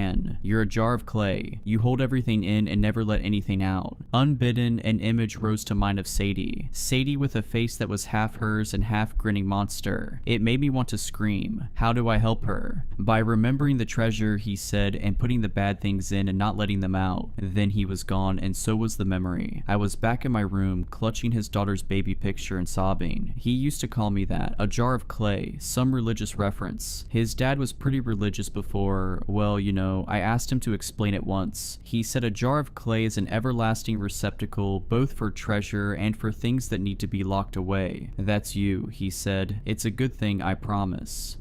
"No lie?" I asked. "No lie." I still didn't really get it, but that didn't stop him from calling me a jar of clay. Anyway, it'd take too long to tell you everything that happened after I saw Robert's suicide memory. It would hurt too much besides, and this has already been so long and painful. I'm sorry. If I tell you more than the bare minimum, I won't be able to talk. This is all I can say. You know how I said Robert and I knew each other better than we knew ourselves? That's how I knew what he, or at least his ghost, or whatever it was, wanted me to do. He wanted me to share all the good memories with his daughter while making sure his demon didn't come for her. I tracked down everything of his that I could find. It was hard. His mother had already taken so much, and there was no chance that she'd let me into her house. Instead, I started where I could. My dad's house, where Robert and I spent so much time and left so much stuff over the course of our childhood. It was hard being there. It was hard when my dad wouldn't meet my eyes, and even harder when I accidentally caught him looking. I ignored him and got it to work. I wasn't sure what I was looking for, but I knew it when I found it. It was Robert's stuffed dog, an ancient stiff dog, kind of an heirloom. One his dad had before him, and his grandpa before that, and his great-grandfather before that. It was the only thing he'd been able to grab when CPS took him after the murder. The other kids at his foster home were jerks about it, so he hid it at my house and clearly forgot. When I picked up that dog, two things happened. First, I saw a memory from when we were 16. I was angry and giving him the silent treatment. That freaked him out. The silent treatment always freaked Robert out, unless he was the one giving it. He was trying to make me tell him what was wrong. You know what sucks? It wasn't that I didn't want to tell him, it was that I couldn't. That's one of the problems I always had with him. One of the things I always did to him. He called me a jar of clay again. "You're one heavy jar of clay. I wish I had half your stoicism, Cat. Really, no lie." That memory melted away and others melted in. I don't know how to explain these memories. I told you that touching someone is a surefire way to mainline trauma. When I touched that toy dog, I mainlined pure horror. Robert and his father and his father and even his father, all carried and crushed by an overwhelming wave of horror, by a demon. His entire family, generation after generation, being stalked by this broken, grinning monster. Something that hunted them, that sank its claws in deepest, until it pulled those claws down and shredded them to ribbons. One of those ribbons was Robert's father killing my mom. An older ribbon was his great-grandfather beating beating one of his own sons to death in a drunken rage, and one of those ribbons was Robert shooting himself in the head while holding his daughter's baby picture against his heart. But the memories showed me something even worse. This thing, this demon, this destroyer, wasn't just sinking its claws into Robert when he died. It was worming its way inside him. It was trying to take him over, to actually be Robert, because once it was Robert, it could, and promised to, do everything it wanted, and all it wanted was to destroy. It wanted to destroy his mom and Cassie. It wanted to destroy me. Most of all, it wanted to destroy Sadie, and it wanted to use Robert's hands. Robert fought, of course. Robert fought it his entire life, even before he knew what he was fighting. That was the reason he killed himself, because he was scared he was losing the fight, and he thought dying was the only way to protect who he loved. He took his own life to try and take out the monster, only he hadn't killed it. He'd only killed himself. I was crying so hard I didn't even notice my dad until he touched my shoulder. I jumped, thinking of demons crawling inside and commandeering my hands like a puppet master. My dad was looking at me, the first time he looked into my eyes in half a lifetime. "Hey Qatar, Catalan, I wanted to tell you something." I patted the floor even though it was the last thing I wanted to do. He sat down like it was the last thing he wanted to do. When he saw the stiff dog in my hands, his mouth quivered. "I wanted to tell you that a good man lives his life for other people. You've done that." This was the first time, the very first time, that he'd acknowledged me as a man. Robert did too, but I didn't. His voice got thick. "I wasn't a good man. I'm sorry. I'm so sorry, baby." He was right. If any of this was anyone's fault, it was his for leaving. I wanted to push him away. I wanted to spit in his face, to tell him he wasn't a good man, had never been a good man, would never be a good man, that he'd as good as killed my mother. Instead, I grabbed his hands. I understood instantly that I didn't have to tell him any of those things, because he already knew. "You are Dad." To my horror, I started to sob. So did he. "You're a good man, you always were. You're the best father anyone's ever had." It was a lie, every last word. But lying isn't always a sin. After that, I went to Cassie's house. I lied about grabbing Robert's things for his mother, but she wasn't fooled. The only person Robert's mom hates more than Cassie is me. That's probably why she let me in. But Cassie's always been good that why. It's why I've never been able to hate her, even when I desperately wanted to. Once again, I didn't really know what I was looking for until I saw it. A Build-A-Bear I'd bought Sadie for her 6th birthday. I looked around to make sure Cassie wasn't watching, then picked it up. Robert's memory, he and Sadie sitting on the floor. "If I ever scare you, or if there's something you don't ever want to tell me or your mom, you tell Uncle Cat, okay? He'll do anything to help you. He'll always keep you safe." "I know, Daddy." Demon Robert crept up beside me. Together we watched his memory. He didn't look like a demon anymore, not even half of one. He just looked like Robert. "I can't be you, Cat. I wish I could. I wish we could have been. But it ate me and it'll eat her. I thought I could save her, but I was wrong. You thought you could save me, but you were wrong. You can save her for me."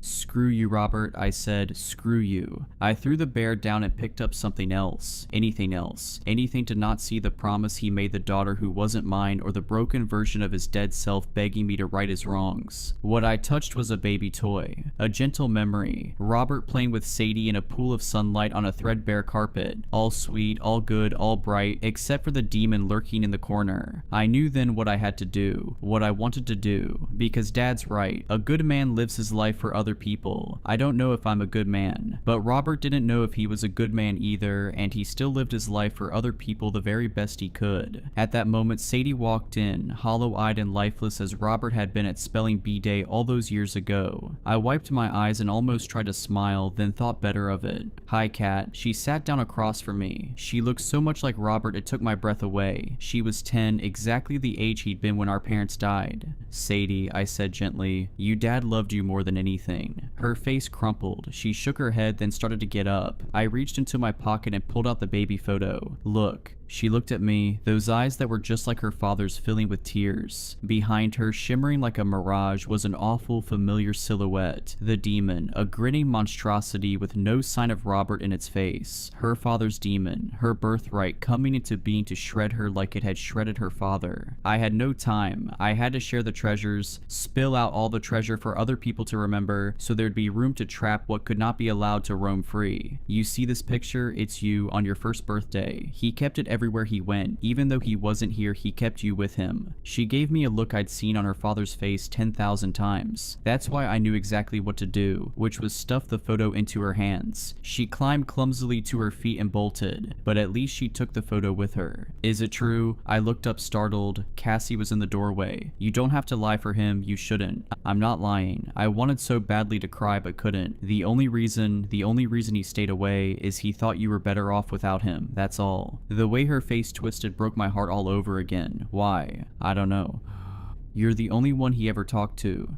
That's not true. He wrote a suicide note for you. Her voice was longing and loathing in equal measure. It was one sentence, just a single line telling me to remind you and Sadie how much he loves you. No lie. Only it was a lie. But when Cassie finally relaxed, I knew that it hadn't been a sin. We talked for a long time. When we were done, she gave me a hug. That's Cassie. No wonder Robert loved her. Then I went home and tried to make a plan. I knew what I had to do, but I wasn't sure how to do it. So I sat there for a while thinking, I didn't know what the monstrosity was. A demon, probably. Isn't that what it always is? A demon from the depths of hell come to torment the innocent. How do you defeat a demon? Having not stepped foot in a church since my mother died, I wasn't sure, but I'd absorbed enough religion and pop culture to know that Bibles and crosses were the first main line of defense. So I dug out my mom's Bible and crucifix and held them, expecting something. Power maybe, hope at least. But I felt nothing. It wasn't that they felt wrong, they just felt empty, inert, no strength, no energy, no hope, powerless, inanimate, dead, no, not dead, things that had never been alive in the first place. So I thought harder. What is a demon? Hatred, as far as I could tell anyway. What's the opposite of hate? And that gave me an idea. I went to Robert's box and picked up the Pikachu. Instead of memory descending, warmth flowed through my hands, living, moving, joyful, and powerful. So I stuffed the Pikachu in my back pocket. I pinned the spelling bee ribbon over my heart. I shrugged into the lilac jacket, heavy and reassuring on my shoulders. Most importantly of all, hanging from a chain where a normal person might wear a saint's medal, was Littlefoot's name tag. It felt warm and powerful in the hollow of my throat. These things felt right, they felt strong, and they felt true. Not exactly the stuff of which the armor of God is made, but they were reminders of the truest, fiercest love I've ever received and ever given. And that was armor enough.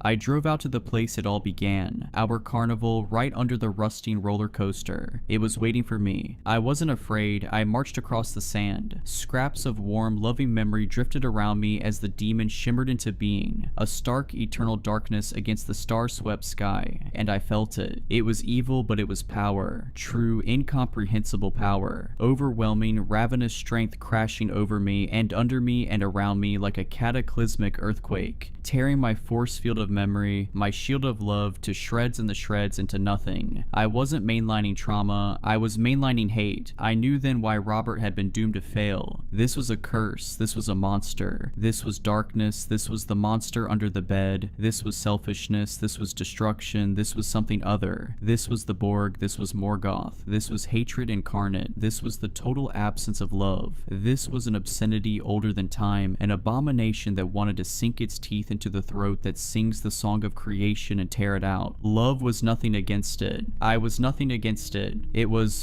going to win, and its prize was worse than death, to take me over and use my hands to destroy. And it was all Robert's fault, as his demon's true form bore down on me, swelling and billowing across the sky, blotting the stars and laying bare the folly of my plan. Terror overwhelmed me, and despair, and hatred. But I didn't want to die that way. Not in the dark, hating the person I loved more than anything in the world. Without thinking, I cupped Littlefoot's name tag in both my hands. Warmth swallowed me, and light, and it was summer afternoon, and Robert was tenderly clasping the collar across our kitten's neck. You're not a stray anymore, he says. You belong to us now, Littlefoot, and we love you. The abomination slammed into me with the force of a tsunami right as Robert looped his arms through and pressed his back to mine. And then we really were 10 years old again. A lifetime rewound. A lifetime to relive and do everything right so he and I and everyone would finally be okay. My mom would live and we would save his dad. We had time. All I had to do was wait until the darkness passed through me and moved on. Only it wasn't passing through me. It was hitting something hard, something solid and piling up, clinging to me, filling me, suffocating me, drowning me, and it was because of Robert. Because Robert was holding on and blocking it, keeping it inside me, keeping it from going away. Then it was done. Robert let go. When my knees gave way, he caught me and helped me to the ground. Only it wasn't Robert. It couldn't be Robert. Robert was dead. Only when I turned to look, his eyes were staring into mine. Number not his eyes, Sadie's. What? I couldn't breathe. What was wrong with my chest? Honey, what are you doing here? Sadie's voice was shaking. It's my dad. He told me you were here and memories crashed over me. Robert's voice, broken and ragged and terrified. My dad told me to kill you. My dad told me to help you. For a wonderful second, I was light and whole and happy and above all triumphant. Robert had broken the curse in more than one way. If he just held on a little longer, I could have told him. I could tell him that we all needed him, that none of us were better off without him, that we all loved him more than he could ever. Darkness drowned me then, and hate. Hate that I could never have imagined. Hate that devours, hate that corrodes, hate that eats its way out to destroy. I don't know what Sadie saw in my face. I don't want to know. I just know that it made her run away. That it made Cassie send a text that said, if you ever come near my daughter again, I might actually kill you. I haven't seen either of them since. I don't think I ever will. Robert's demon hasn't escaped. The hatred is still here, right here. I'd say I'm mainlining hatred incarnate, only you can't mainline yourself. This is what I get to be now until I die. A jar of clay. A prison for a demon that isn't even mine. It's all Robert's fault and I hate him for it. I hate him. More than he could have feared. More than he could ever imagine. That's what I'd say to him right now. Screw you, Robert. You were the only thing that felt like home and you burned yourself down anyway. I hate you. I will always hate you. I hate you more than you could ever know. I hate you so much, but I love you even more and that will never stop. No lie. If you enjoyed these stories, please consider subscribing and liking this video. Let me know your thoughts of these stories in the comments below. I frequently talk to my viewers there. But anyways, I hope you were creeped out. Just kidding. Stay safe.